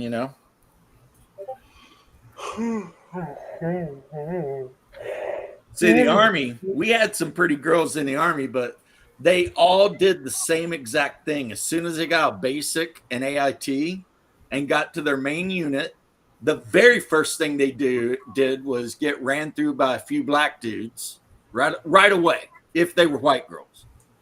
And then some of them just ran that course, but others would come back to the white guy side. But it was like, they're 19, they're away from mom and dad, they're going to do all the shit they were told not to do. So some of these girls, especially the ones that got stationed down in the co-ed units on the other side of what we call Pogue Row, where all the non-combat idiots hang out, right? These girls were getting ran through nonstop. It was just like, whatever. Sarah Optimus. Mm-hmm. What is this? So one thing I learned from being in the Army, especially, where I was, where we weren't allowed to have women ever, but we did sneak them in anyway. Look, she's not ugly, but she's certainly not my type, this Sarah Optimus person. Yeah. It's like, I would never in a million, you couldn't pay me to date an Army girl. Yep. Because these damn barracks bunnies have already been ran through by like 50 people, Good thing is that where I was posted, we always had the fat half Korean chicks hanging out at the E Club, waiting for someone to take them home. So, I mean, that was cool. And 3-7 Infantry, I told you about the game we called Hog Slaying, where you actually went out on a Friday night and whoever got the most weight won. So, yeah. You make a bet and see who could pull the heaviest chick. Why? Why? Because that's what you do when you're 19 and you're in an infantry unit, and I don't know. We even, when you salute an officer, you're supposed to say, "Cotton bellers, by God," and the officer will salute back and say, damn fine soldiers, right? We would roll up and be all like, "Hog slayers," and the officer would be like, "Damn high soldiers." I mean, one time they arrested half of our motor pool for being on crack. Like the guys that worked on our Bradleys, the mechanics, like half of them were smoking crack and shit. I mean, whatever. The Army was wild. Like the whole damn mortar platoon was full of white supremacists, even the Mexicans. were white supremacists. It was weird, right? Like I played Shadowrun with some of the guys in the mortar company, and these dudes were covered in spiderweb tattoos and shit like this. It was like, okay. I mean, shit was wild back in like 91 in the Army. I mean, it was like now you're not supposed to have visible tattoos. You're supposed to be a guy of good moral quality and shit. But back then, no, you just needed to know how to kill people. And everything else could be dealt with at some other time. You know what I mean? It's like, As it should be, yeah. you know? So, yeah, the mortar guys were basically a bunch of Yahtzees, even the non-white ones. And everyone on the other side of Pogue Row, we just made fun of them because, you know, they were Pogues or Rimps, as we called them. And that's, you know, rear echelon mother. And then we made fun of the tankers, who was 464 and 164 armored desert rogues, but we always called them desert Pogues every time we met them at the E Club, which sometimes would cause a scuffle. But, you know, like we had above our company headquarters, it said, if you're not infantry, you're support. And some people got mad about that. But, you know, it's the only benefit of having that blue frickin' braid and the cross rifles is you can talk shit to everyone else. But then when you get out of the military, it's like, so what job experience do you have? None. Because there's not a lot of call for jumping out of the back of an armored vehicle and shooting at people. I mean, it's like, you know, I guess cop. I would like to talk to you about the career opportunities with Cobra. Right? And they always do that when you go see a recruiter. They always try to tell you about all the career opportunities you'll have when you get out of the Army. It's like if you get into a combat MOS, you have zero career opportunities. Because, right? That said, every job I've ever had when I have ex-military people, regardless of whatever service they were in, show up for the job, they're the hardest fucking workers, and you tell them what to do, and that exactly what you told them what to do gets done. Yep. There's no explaining it 5 times. There's no fucking, well, I thought you meant. No, they take you at your face, what you said, and do that. Yep. You know, there's a mentality there, Bear, and the thing is that this job is the item standing between me and my nap. Yep, So there it is. You give me list of directives to achieve, and I will take care of that. And then afterwards, I might not be visible for 20 or 30 minutes. Yeah, that's fine. Don't get between the E4 and his work. Oh, yeah, the freaking mafia. Fuck yeah. That's in every branch, the E4 mafia. Because you don't have any responsibility, but you've been around long enough to know how everything works. So you take advantage of it to the utmost, right? Mm-hmm. And one guy even said this, that kind of crazy medic. I forget his name, but he does YouTube. Bad electrician? He's got a Spanish name, but he was a medic in the Army. I don't know. And he was saying if the officers would just leave all the E4s alone and tell them as soon as the war's over, they could all take a nap, we would defeat enemy countries in like hours.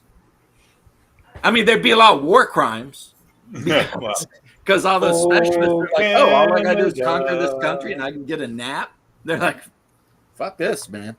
Listen, we're going to run a war crime training camp up here in Canada for you, okay? You're right. Oh, yeah. That's funny because Perpetual Line Crosser had Canada on one of his videos. Habitual line crosser. Yeah, he's so funny. And he's like, oh, hey there, ho there, guys. You know, and somebody's like, he's talking to Brit and he's talking about war crimes and shit. He's like, you guys don't want to even see what we get up to when we go to war, you know? And the U.S. is like, I love those crazy snow Mexicans. So basically, the reality is this, at least I think my generation may have been the last that had it, but the mentality for Canadians was this, a fair fight? What the fuck are you talking about? There's no such thing as a fair fight. We're fighting each other. You're trying to hurt me. I'm trying to hurt you. My job is to hurt you. and not let you hurt me. We don't need any fucking Marquess of Queensberry rules or any of that bullshit. There's no such thing as a dirty fight. It's just a fight, and everything fucking goes. But the British, and sad to say the Americans, you guys are obsessed with this like noblesse of war. It's like, no, kill those fuckers. That's what we love Patton, because Patton had the same attitude. You're kind of misinterpreting most enlisted mentalities with the mentality of the I don't give a fuck. It's not an individual mentality. It's a cultural mentality. You guys glorify war as an honorable thing.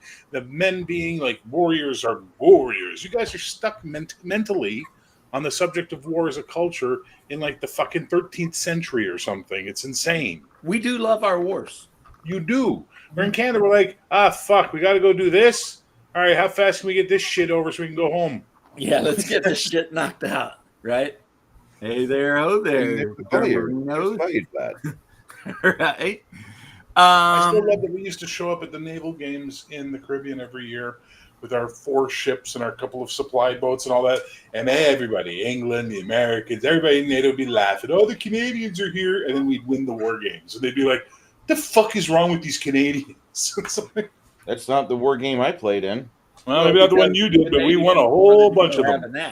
We went to the Baltic Sea and blew up fucking mines. I'm not talking about Baltic. I'm talking about the Caribbean ones. The only thing we did in the Caribbean was make a cocaine smuggler disappear and his equipment.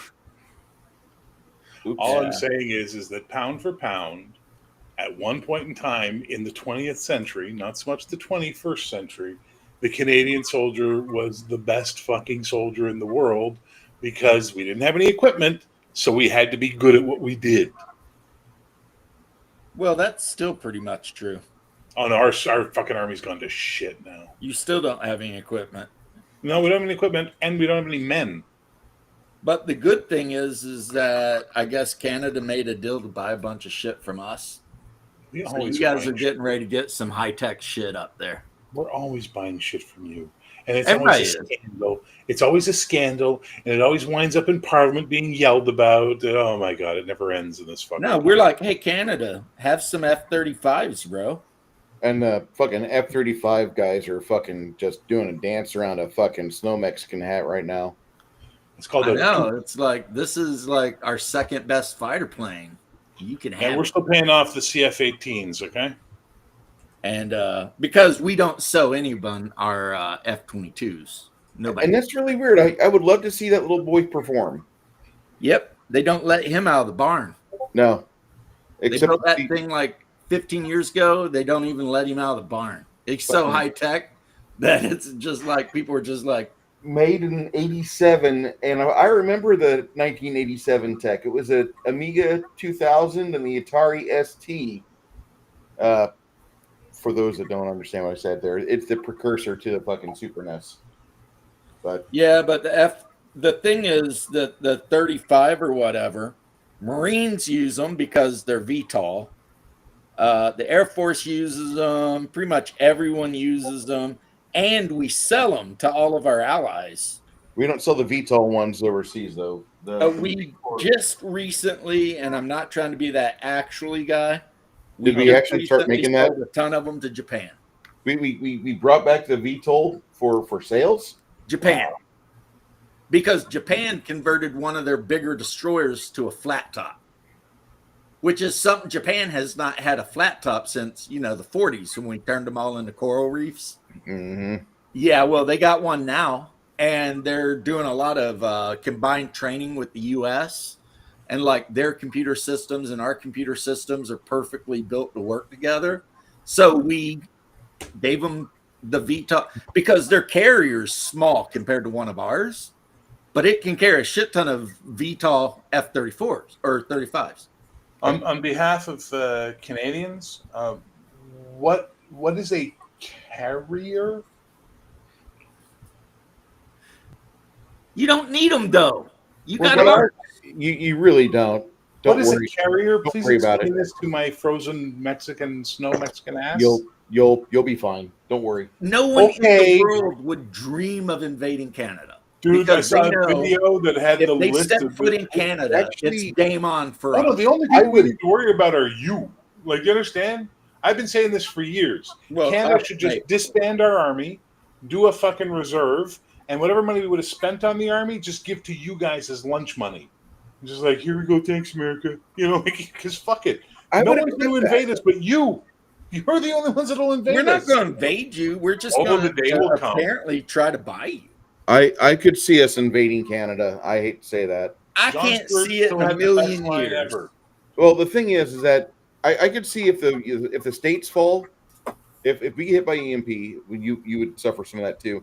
And then like you guys are kind of more dense on your petroleum and mineral reserves in Alberta than everywhere in the states except for maybe Oklahoma and Texas. And it'd be a lot softer to get to Alberta than trying to get into. Are you stupid? I Are you can't insane? imagine any Are scenario you? where the U.S. This would is why you invade can tell he Canada. was in the Navy. I had an American Army Ranger who did tons of JTF stuff, explain to me exactly what would happen if you guys invaded us. We'd take your cities in a week, and then we'd spend the next 20 fucking years fighting guerrilla wilderness war against you. Canadians in the woods are a terrifying thing, and it's like, Are they better than the guys in Wisconsin? That's all I got to ask. Yes, we are. Because our Wisconsin boys have the most per state fucking Medal of Honors. That's nice. You're Yeah, still fighting a fucking guerrilla war against the Canadian military in the Canadian woods. Plus, Like, it's all not the going to go the way you think it's going to go. You'll take But then Toronto, again, we got our Vancouver, Indians from Calgary, Latin. you'll get them all. No, if Canada and America ever do anything, it'll be because someone finally says, "Fuck it, let's just sell out to America," and then we'll be like, "Okay, thanks. Now you're part of America. Yay! We're never invading Canada." No. Well, no. As an ex-infantryman, I think I would refuse to invade And Canada. I'm not saying I'd be like, I America- am not going to Canada to shoot Canadians. It's not happening.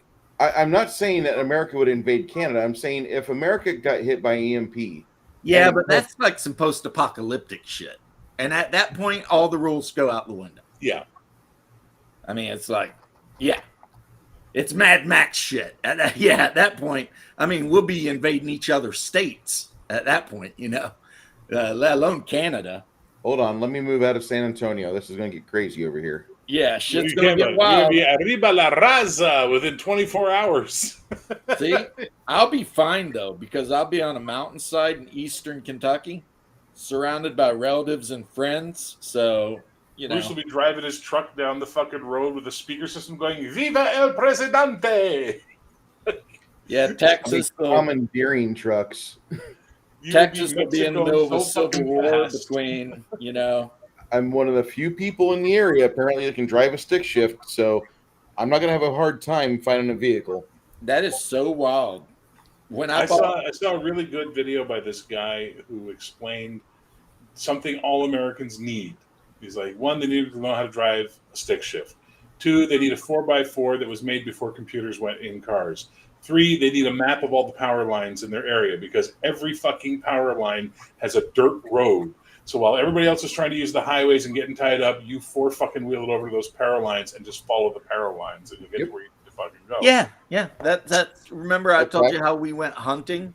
Is you go to where the power line is and you lay uphill, looking down the clean cut. Yeah. Because early in the morning, the big deer come out of the woods because they want to eat that grass. Yep. And if they're within, 1,000 yards and you've got, a K98 or 30-06 or something, Garand or whatever surplus rifle you got back then, if it's 100,000 yards and you're a decent shot, you can drop his ass. And then the hard part comes, which is you got to drop its guts, cut its head off, and drag that bitch all the way back to wherever you park the Polaris or whatever. And those deer, even fully dressed up, they can be 200 plus pounds. No. And that's no fun at all. I mean, So sometimes John Stewart had a really great line one time. He was talking about playing a show in Montreal, and he goes, "This fucking woman kept asking me, what do Americans think about Canada? What do Americans think?" She goes, and finally I said, "Look and go, we don't, and you should be happy because one day you're going to have this happen at the door to Canada. Hey, Canada, we're out of water. Get out." Yeah, I just don't see it happening. But I mean, I think it's just something people like to think about. But I firmly believe your country's going to invade itself long before it comes after Canada. see, that's why I was saying with Bruce, if like nukes flew and shit, America would turn into like 7 different countries, and we would go at it. Just 7? At least 7. Because the last thinking thing more like I've 70. seen, there's 7 different like cultures in America, but maybe it's 12. So yeah, Texas, you're gonna have all of the American Texans fighting all of the Mexican Texans. Kentucky will be fine because I mean there's no one there anyway, and we all And like Tennessee each will be other. going, who do we volunteer for? Yeah, they just volunteer. Volunteer state. New York will be screwed because they won't be getting food shipments. So those people will be starving and eat each other in the middle of, Madison Square. It's going to be, it'll be Inside of horrible. what, a week? If 3-4 days, man. It's like everything that is eaten in New York City is shipped there from some distant place. Yep. And other than pigeons and alley cats, there is nothing there other than humans Rats. to eat. Rats. So Lots yeah, of New York will rats. turn into freaking Mad Max really quick. At least Madison like, Square where Garden will be renamed I'm from, Thunderdome. we can eat groundhogs, we can kill some deer, some hog, whatever. It's fine. Be fine. The cities, all the major cities will be just giant fuckaboos. Yeah. Like LA. Yeah, Los Angeles, forget about it. Well, Southern California is going to have no water if all those dams get brought offline. Yeah. Nukes hit. The Colorado Hoover River will Dam. reassert itself back to where it's supposed to go. It'll be, it's just the nature of the beast. Because even though we're just theorizing over here. I guarantee you, all of the enemies that have ever thought about nuking the U.S., Hoover Dam is on the list. Oh, certainly. For sure. I live about 15 minutes away from Skunk Works, so I'll just see a bright flash and that's it. Yeah, you'll be a shadow up against. You'll be actually a shadow burned into the side of a rock. No, it'll be this bookshelf or whatever's left of it. Yeah, like Japan, those shadows. Yep. There was a post-apocalyptic Deadlands setting, and one of the monsters in the setting, because it happened after a nuclear war between the Confederacy and the Union, one of the monsters were the shadows that had been burnt into walls. Occasionally, they were actually things that could kill you. It was Is that in the core? I don't remember that in the core rule book. It was Deadlands Armageddon or something like that. Oh, Deadlands. Weird Okay. War. Weird West. Yeah, but this uh, is like in the far future. Pretty much the U.S. But- president and the Confederate president couldn't agree on like a colony or something. So they just started swapping Ghost Rock nukes at each other, It which was the turned the Green entire Star Wars. world into a hellscape. Because you know how in original Deadlands, if terror goes up a certain level, the land actually mutates and becomes a dead zone. In this version of Deadlands, the whole world was that. Hell Because- on Earth. Yeah, hell on earth, because they had figured out ways to make nuclear weapons using Ghost Rock. So yeah, and also the four horsemen of the apocalypse were literally running around on Earth, like War was running a gladiatorial thing in like Colorado or some shit. It was like nuts. And then of course the main guy Stone from the original Deadlands, he was still alive.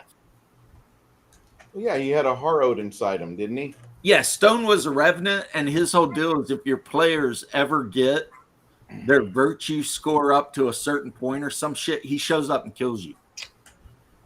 Because he works directly for, the demons. So his job is to just take out heroes. And of course, they made him look like an undead Clint Eastwood.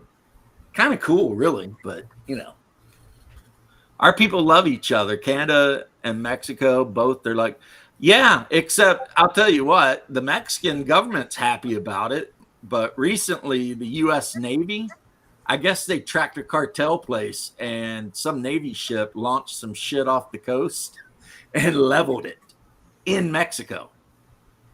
But the Mexican Awesome. government was like, "Hey, thanks for taking care of those cartel guys." You know? Oh no! I have some. I know some. I worked with some Mexican guys in my current job, and I just know some Mexican guys, and they all have the same attitude. They're like, "Oh, fucking America, they can't do shit. Blah, blah, blah, the cartels and that." I'm like, dude, you have no fucking idea. Cartels versus federales, yeah, cartels look great.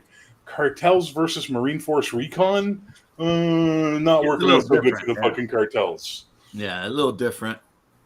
They got a bunch of U.S. Army Rangers hunting them through the jungle. It's going to be a little different for them. Well, it's exactly what we were talking about the other day with the Legion versus Barbarian. You know what I mean? Right. You might be absolute badasses, but when the guys who are trained to fight show up to fight, Yeah, that's what Shark and I were talking about, which is why, even though I'm not saying Caesar was the worst general ever, he was really good at murdering freaking Celts, who, for the most part, lived in small little tribes and did not train to fight in actual warfare. Well, can I say, they were duelists. As a Canadian, if we could take the best parts of Canada, the best parts of the United States, and the best parts of Mexico, and combine them into UNA, United North America, I am all fucking in favor of that political entity. The problem is all the best parts of Canada are divided from the best parts of America by this thing we call the Yankees. So it's like, if somehow Canada could join the South, you're right, we'd be amazing. And then we could get like the Mexicans. I mean, the Mexicans kind of supported us during the last little tuffle between the states. So, I mean, yeah, grab some Mexicans. There's a town in Mexico where they still celebrate the Confederates' anniversary because a bunch of Confederate soldiers just moved to Mexico and set up shop, and the Mexicans were like, all right. And they're still down there doing their thing, whatever. But no, Bruce is right, though. Some of the toughest dudes in the United States military history do come from Wisconsin. Even in the Civil War, you had what were they called? The Iron Brigade from Wisconsin. Yep. Those guys were monsters. I'm not from Wisconsin. I'm not a fanboy. I'm not saying you are, but Wisconsin, you did mention Wisconsin, and I'm saying, yeah, the Civil War unit from Wisconsin, the Iron Brigade, was one of the best Union regiments ever. And they ran through Kentucky like freaking the Confederates weren't even there, because it's just like, oh, shit. You can always tell the Iron Brigade because they wore these tall black hats. So they look different than your average Union soldier because they wore a different hat. But, yeah, they were tremendously good soldiers. I don't know. They put something in the water up there in Wisconsin or something. And it's just the fact that you're fucking hunting for, your good meat like 9 months out of the year. It's up to you. And so after you're like the age of 14, you're better trained with a rifle than most fucking E3s in the military, regardless of what branch. Yeah. I mean, upstate New York's like that too. I mean, my undefeated doesn't matter if that's like saying if I go to the local nursing home and just start whomping the shit out of 90-year-olds, then I can come back here and say I'm the best fist fighter in the world because I beat the shit out of 190-year-olds. No, that's not how that works, Shark. So, sorry, no. Hannibal and Scipio actually fought real armies that knew how to fight. And are you two doing your fight again? Is we going to do this again? No, we're not. Okay, because if so, I'm going to go. Because I'm not in the mood to listen to another round of Rome versus Carthage. Well, then you won't be pleased by the fact that I printed out like 20 figures each of Scipio and Hannibal. I found the miniature STLs of the two of them, and I printed like 20 of them. Like, hell yeah. The other thing I printed out, though, and it's in a UV box, it should be done, though, is this. Oh, okay. I don't know if you know what that is. That's from Dead Space, isn't it? It is. It's a marker. That's kind of cool. I was going to run an Alien campaign using the Alien role-playing game, and they're going to spend the whole campaign thinking they're going to be fighting, xenomorphs, right? And the whole thing was them going to report to a fucking scientific expedition on a planet, and they had found one of those. And then I was going to unleash Dead Space on them instead, because they were going to be prepared for xenomorphs. They weren't going to be prepared for that shit. You mean like Taylor Company, which is a major arms dealer out of America, hires a group of wanderers, adventurers, whatever, in 2301 to go, 12 light years away from Ellis out to this special hidden place to see what's going on? Because that's what I wrote. No, it was going to be a university exploration team that hires a junk freighter to get them there. That's so they were even going worse. to be like one soldier in the whole group. The rest are all either going to be professors or students or junk trade crew. Well, to be fair, one of the guys that are going to be sent on this expedition is a tubby Maori fire dancer. Nice. So, I hope he has a good time. I don't think he's in the chat anymore, so I can say that. But my wife made a spacer agent. So she grew up in a orbital facility near Ellis, and before she became an adventurer, she was a cop / detective. And Hungar's character was Army officer, an officer in the American Army. Hello, boss. Shadow, you kind of play the game. The U.S. still exists. So far we've got 2 Americans and an Australian. Since, the Maori, New Zealand, Australia, it's all kind of part of Oceania. Mhm. So, yeah. And we'll see what other players want to make. You're being a good boy. What's up? What do you want? You're being What's a good that one's boy. name? What's what? I was asking Bear, what's that kitty's name? It's not a kitty thing. It's my cat. Cat. What the hell's wrong with you? He's a good kitty. He's being a good boy. He wants something. He's like, feed me. He's been fed. What do you want? Can't imagine a cat wanting fed. All right. Turn on the fucking the can opener, and like every cat in the neighborhood's clawing to get in your kitchen. Hoorah, shark. Or as we say in the Army, hooah. And when you mess up, you get to go to hooah school. Hooah school is fun. That's where they PT you until you either poop yourself or puke or both. And that can happen.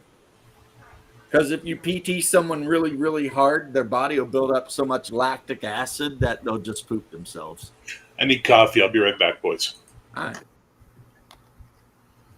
Yeah, Owen's going to be running me and the boys through the Alien RPG It's a good game. You're gonna like in a it. couple of months. Looking forward to that. But I you know me, I'm still more a traveler guy. I like to, create my own setting over using other people's. But Alien is It's basically 2300. it was an absolute perfect movie. One of the few perfect movies that I've ever seen in literally every way. It does everything it sets out to do, and there's a reason why it's still voted the scariest movie every I haven't year. put them together, but I've got the Heroes of Halley's Hope here. I don't know what that is. That's all the Colonial Marines from the second Aliens movie. Nice. Apone and all those guys. It has their last names too. Bear explained to me that apparently what they did is they just gave all of the characters their actual real life name. Last names. So, like this one here, there's only 2 miniatures on this little sprue because they're the crew of the dropship. I used to live about three doors down from one of the actors from that group. Yeah, it's Pharaoh and Spunkmeyer. Poor Pharaoh. The second one, Nerdy Ogre. The first one was a horror movie. The second one was a badass action film. You'll never have another movie like that again because every time I turn around, they're making a new Aliens, this or that, and it sucks. And it sucks. Another beautiful day in the Corps. Every parade, or every formation a parade, every meal a banquet.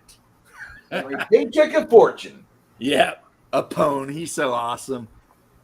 And Rest then in peace, Hudson, man. how do I go out I kind of look at get the out Alien there? movies like I do the original Star Wars movies. There's only two, maybe 2.5 of them. I Right? hate Return of the Jedi. Return of the Jedi was is great where it until starts going bad. Endor. Then it was retarded. Yeah, that's my opinion. I was watching Real Life Tanker or whatever, who apparently is a guy who in real life was a tanker for a while. And he did a comparison of Star Wars versus Warhammer 40K. And it was shameful. Like the biggest ship that exists in the Star Wars universe is not even half as big as the average Imperial warship, like from 40K. Yeah. And Darth Vader versus your typical Grey Knight, it's not even close. Grey Knight will fry that bitch from orbit. Also, they had to build the Death Star to destroy planets when literally every Imperial capital ship can do it. And then they figured the numbers up, and there's something like close to 1 million Imperial capital ships in 40K. Well, And each Imperial capital but I ship mean, has like a whole flotilla of support ships. I got to give the edge to Star Wars because they actually made live action movies using miniatures and special effects and No way. Well, Here's what Warhammer. you got to think about, Bruce. What? Think about this. You're giving the edge to Star Wars. Yeah. And I'm saying no, because the first time a ship from Star Wars encounters a Marine battle barge and the Marines start just, shooting themselves directly into the interior of that ship, there's fuck all that Star Wars guys can do about it. Yeah, but I mean, isn't that fucking Space Marines stomping down the fucking aisles, just wiping out stormtroopers and shit? But isn't it just a matter of time before someone creates a franchise that makes Warhammer 40K look, Like Hutzes.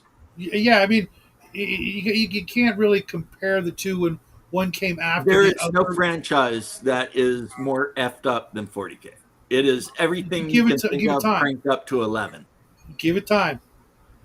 I can't even imagine how you could make anything that over the top. You just make an empire where all their planets are the size of Jupiter and they do the same shit. Yeah, but see, that's not believable. And 40K is. I mean, It's more all- believable. Yeah, it's a lot of. Here's the thing about 40K. I've explained this before. It's hard science.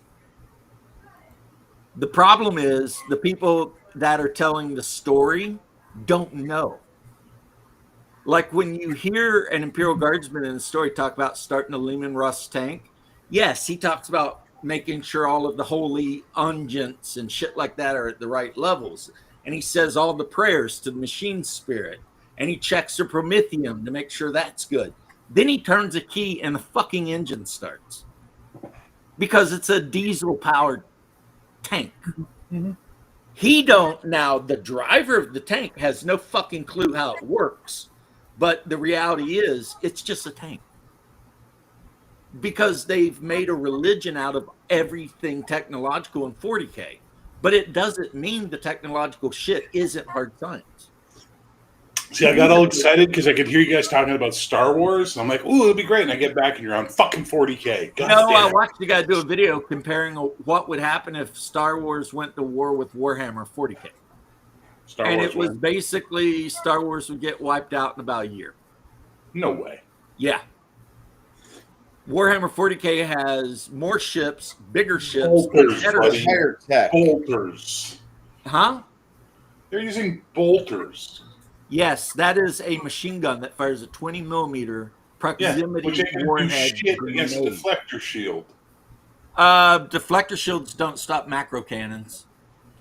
How do you know that? Well, show me once in Star Wars where they showed you that as a truth. When You're making they're it up. trying to travel through the asteroid belt and they're getting fucked. It's because, they're getting bumped because they're flying against fucking asteroids. Yeah, and well, it was a macro dramatic cannons effect. fire asteroids at near light speed.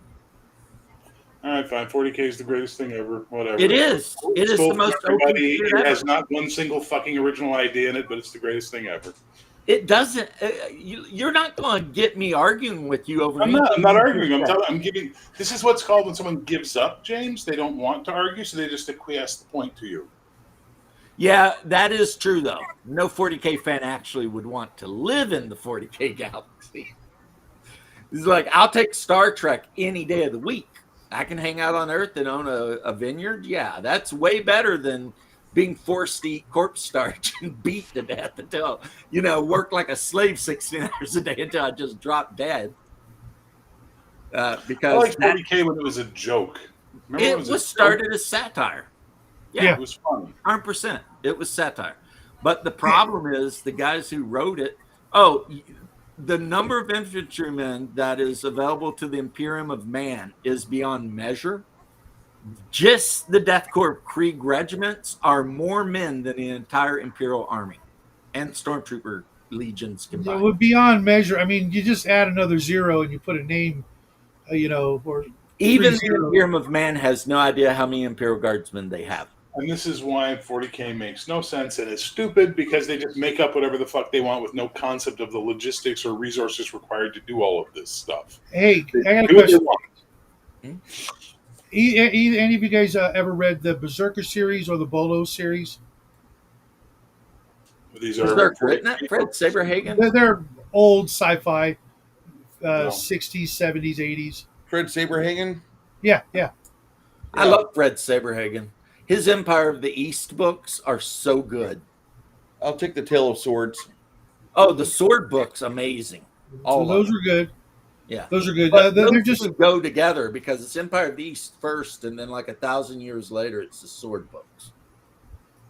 Because the character Draftfoot, the poodle that got stuck in the lab, is in all the books. Yep. And it's the same character.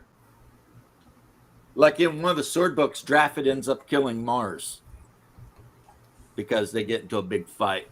Do you think, who knows? I think in every era, someone has probably looked around and been like, this is the height of technology. It'll never get better than this. And then someone else did something crazy and boom,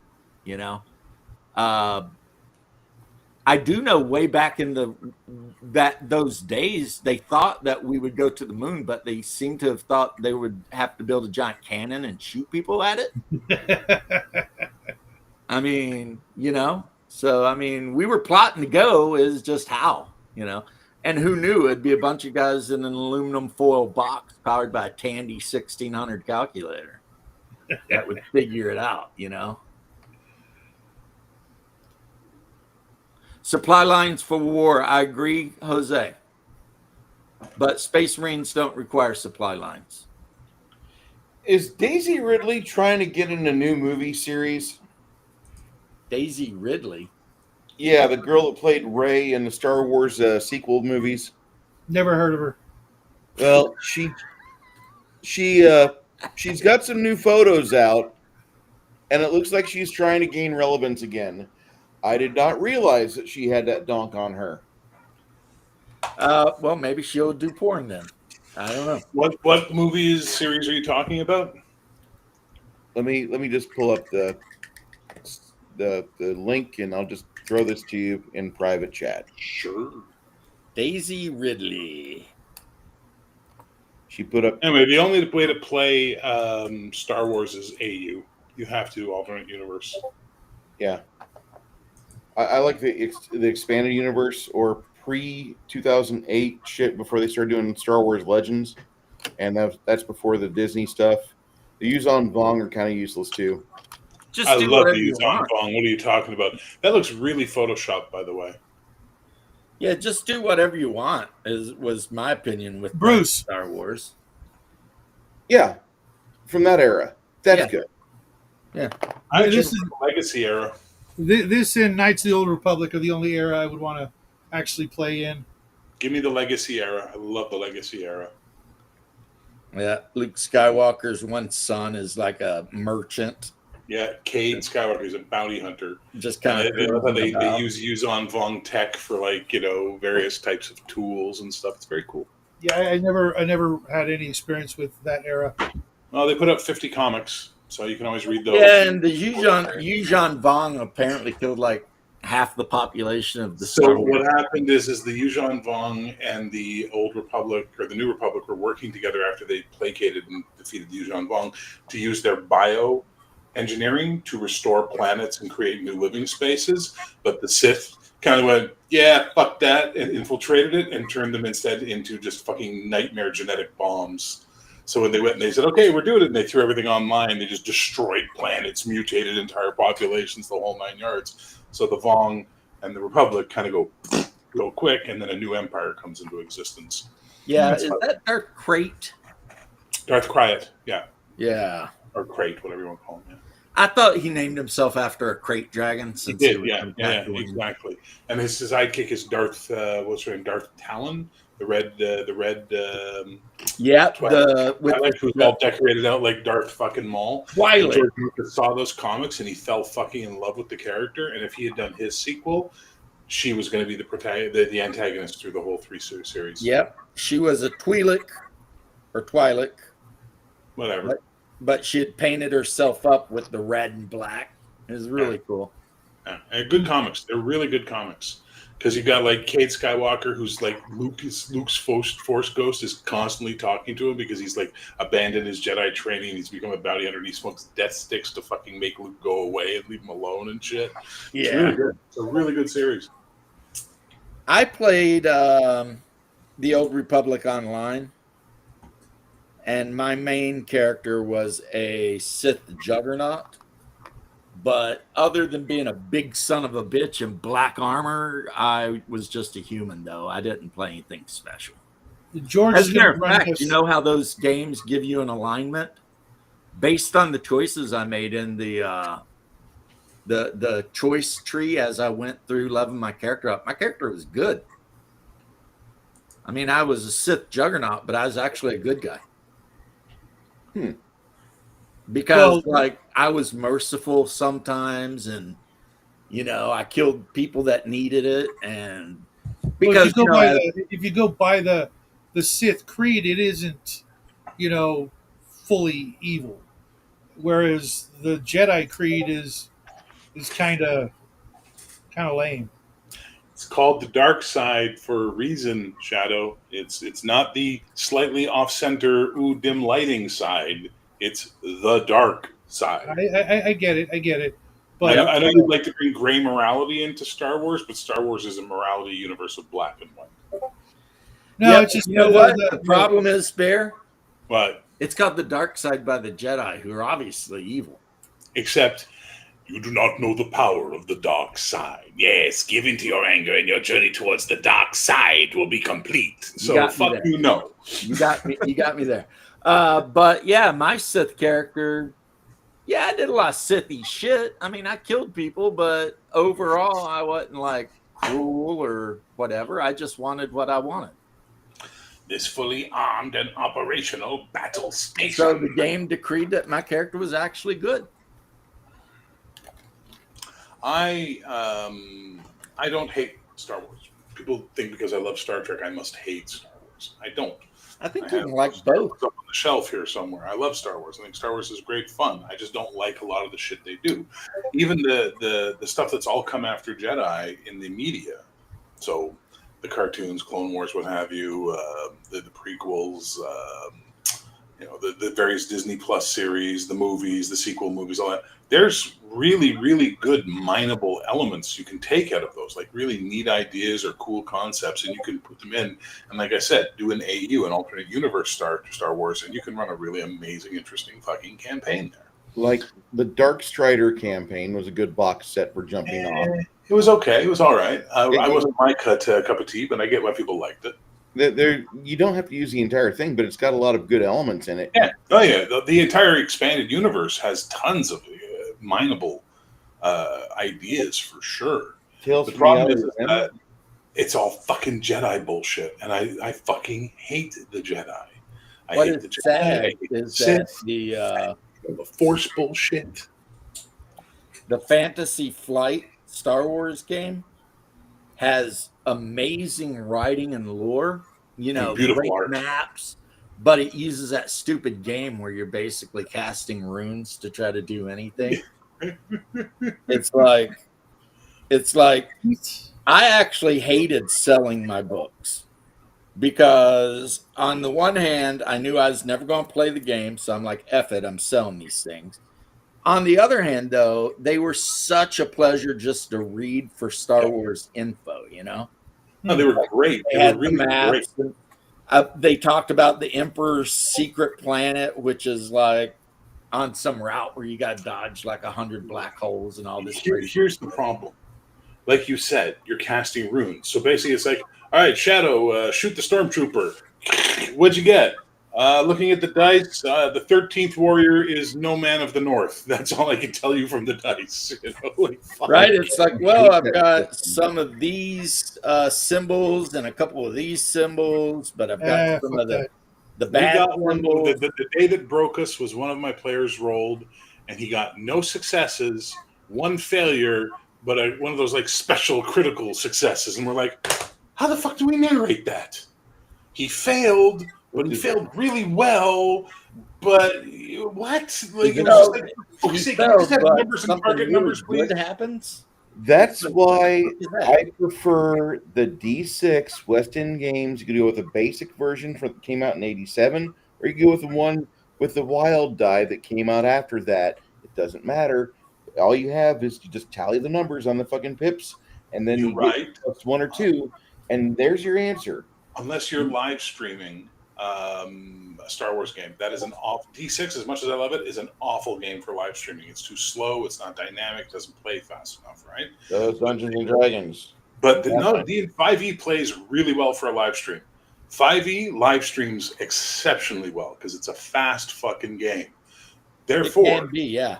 there's the Star Wars 5e fan group where they made a Star Wars port, taking the old D20 Star Wars stuff and some of the Saga stuff, and they ported it into a 5e system. Really good.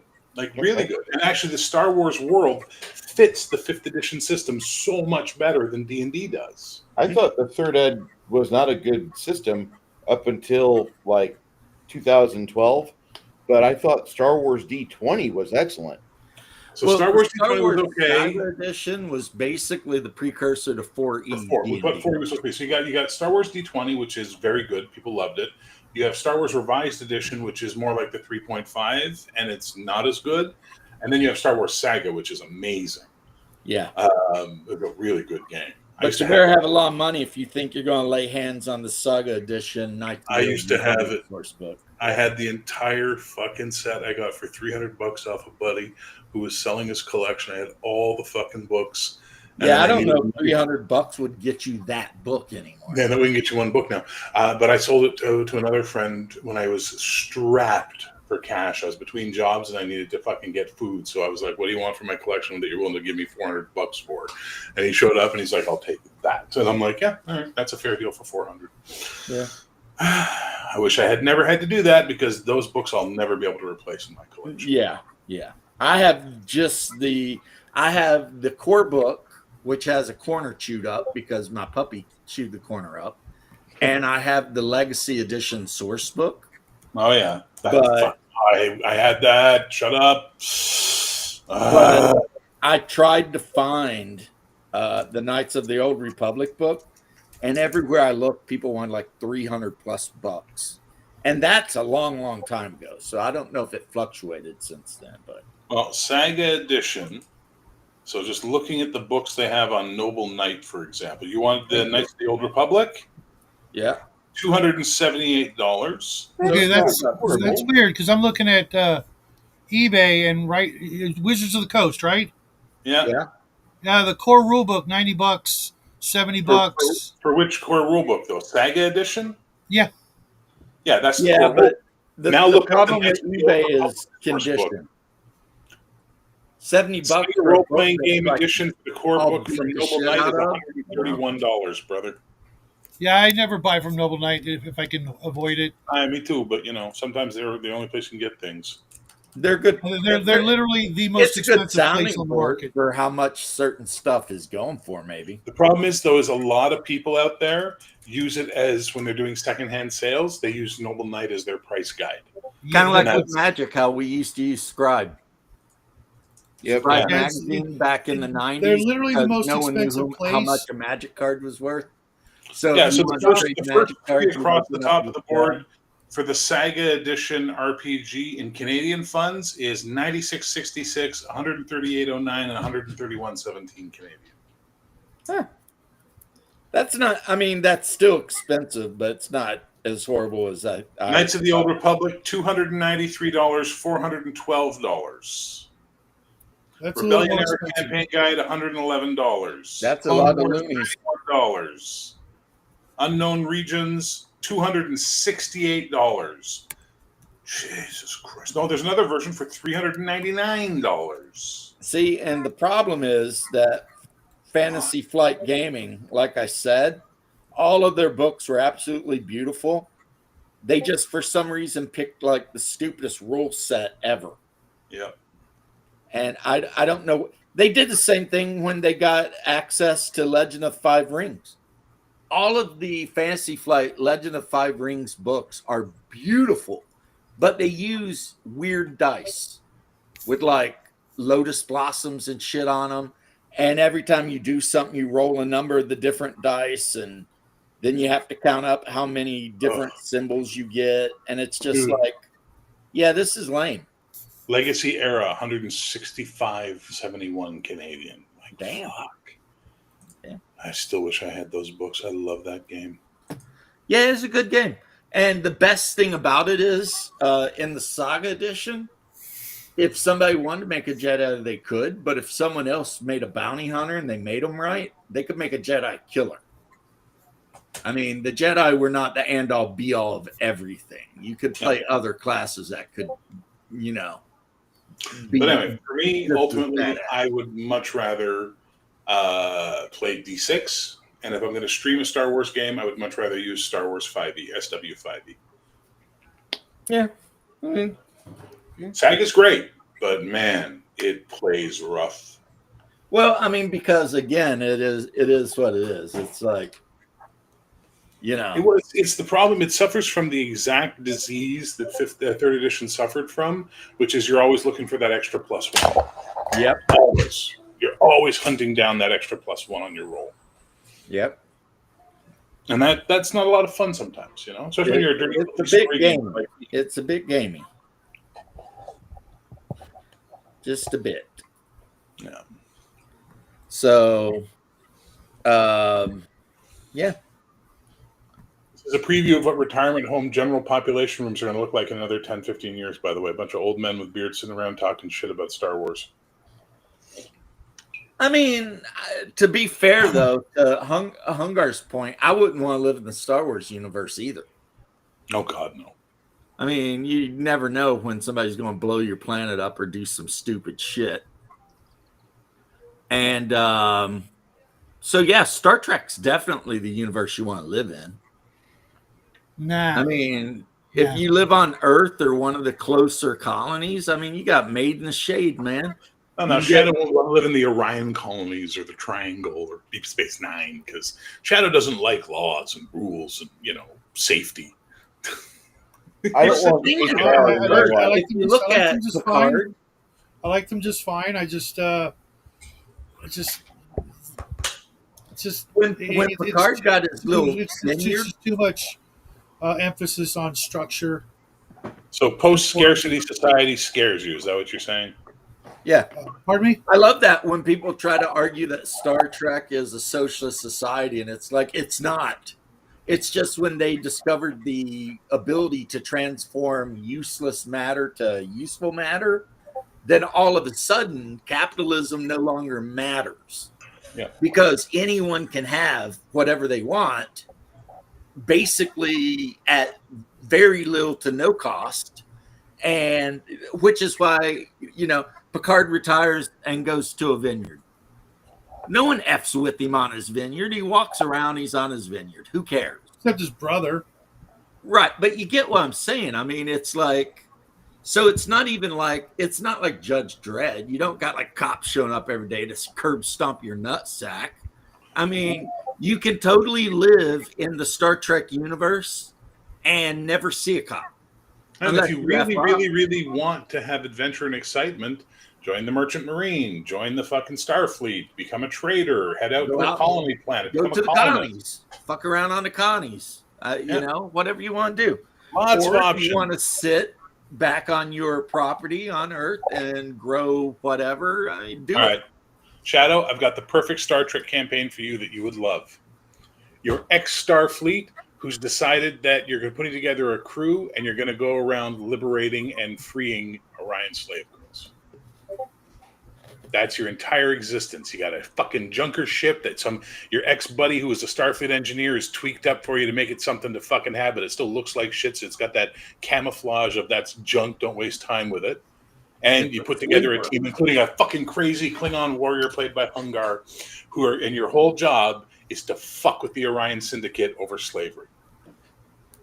Yep, you're You would play that. I could do that. ship. I could do that. And I would love the moments when Starfleet shows up and tries to put you in order, because you would be able to show that Starfleet might be peaceful for regular people, but for you, they're assholes. See?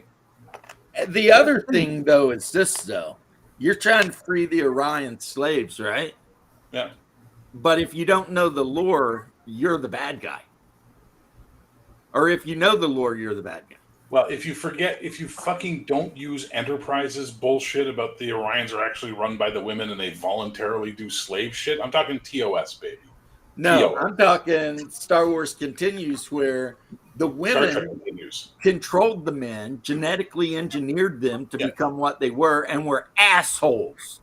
That's from Enterprise. Enterprise did that. So did Star Trek the Orion Continues. culture.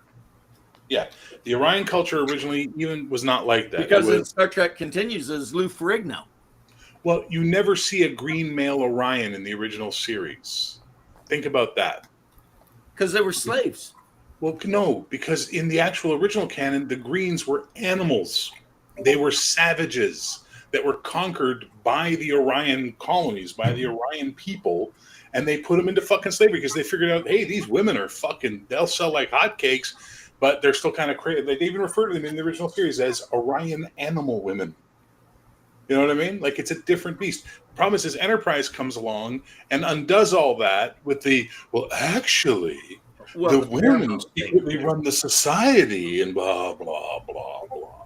Well, in Star Trek Continues, it was basically the women used to run everything because the men were susceptible to their pheromones. Mm-hmm. And then a mutation rose up in the males where they were no longer subject to the pheromones, and they immediately overthrew the matriarchal government that had been oppressing them, and then made laws where they weren't allowed to become educated, they weren't allowed to do anything, and on top of that, they sold them. Not canon. Well, is Star Trek Continues not canon? No, not at all. That's too bad, because I loved it. I love Star Trek Continues. It's amazing. I love it. I'll be right back, gents. Really, I'm getting ready to end this thing. You really want to have a good read on Orion culture that is not canon but fucking interesting as fuck? The FASA Orion 2-book series. The Book of Common Knowledge, which is what everybody in the galaxy knows about the Orions, and the Book of Deep Knowledge is what the Orions know about the Orions. Oh, that's cool. Yeah. Yeah, I'm going to end this and go on my way. I got shit to do anyway. Oh, Yeah, sure. same here. When we start talking Star Trek, we're going to fuck off, you assholes. I sent you all your 40K bullshit. No, you didn't sit through it. You're like, fuck 40K, it sucks, and I'm not even going to talk about it. I absolutely talk shit about it. Absolutely. You're like, I'm not even going to talk shit. You win. I don't care. Go Fuck away. your fucking 40K. Fuck your Imperium. I think according to the tanker guy that does the videos, he did Star Trek versus 40K too, and Star Trek got their asses whipped. All I got to say is Mutant Chronicles Warzone was better than all of them. And Mutant Chronicles We'll have you Warzone next was just a time. rip off of 40K, except Which they is- never left the solar system. Which And is it was just a better rip off of Dune and Star Wars. Well, and 40K is a StarCraft. rip-off of everything else. Yeah. But That's called later on, they replica- did called add replicative White Star, saving. which apparently was Tsarist Russia, back to the mix. Mutant Chronicles was far more believable and far more ugly. What? Yeah, they I'll agree they with opened a that. gate on Pluto, and the 4 horsemen came through and started running amok. Okay. Actually, not on Pluto. We found the 10th planet, Yeah, it was Nero, Nero. and we had an unusual fucking reading on the sensor. So we went down and drilled, tried to find out what it was. Oh, god damn it, it's the first fucking seal of the apocalypse. Yeah. That's what it was. I did love the miniatures for the old school undead troopers, though. They were cool. They'd Yeah. have like the machine gun and the ratty armor and the helmet with like bullet holes to it, and they're skeletal and yeah, they were pretty cool. Talk to me about Warzone or Mutant Chronicles. I'll sit around for a while. I'll sit around for hours on that shit. Next Yeah, time we will. we'll have to do that again, Bruce. Yeah, And we I'll will. say this right now: Capital Rangers kick ass. They were my favorite. Brotherhood. Sorry, Brotherhood, Capital man. Yeah, Rangers. I got to go with Brotherhood. The one. I have no idea what you're talking about, so I have no opinion. It was a solution to 40K, but fucking gamers didn't get into it. And 40K, Games Workshop got butthurt.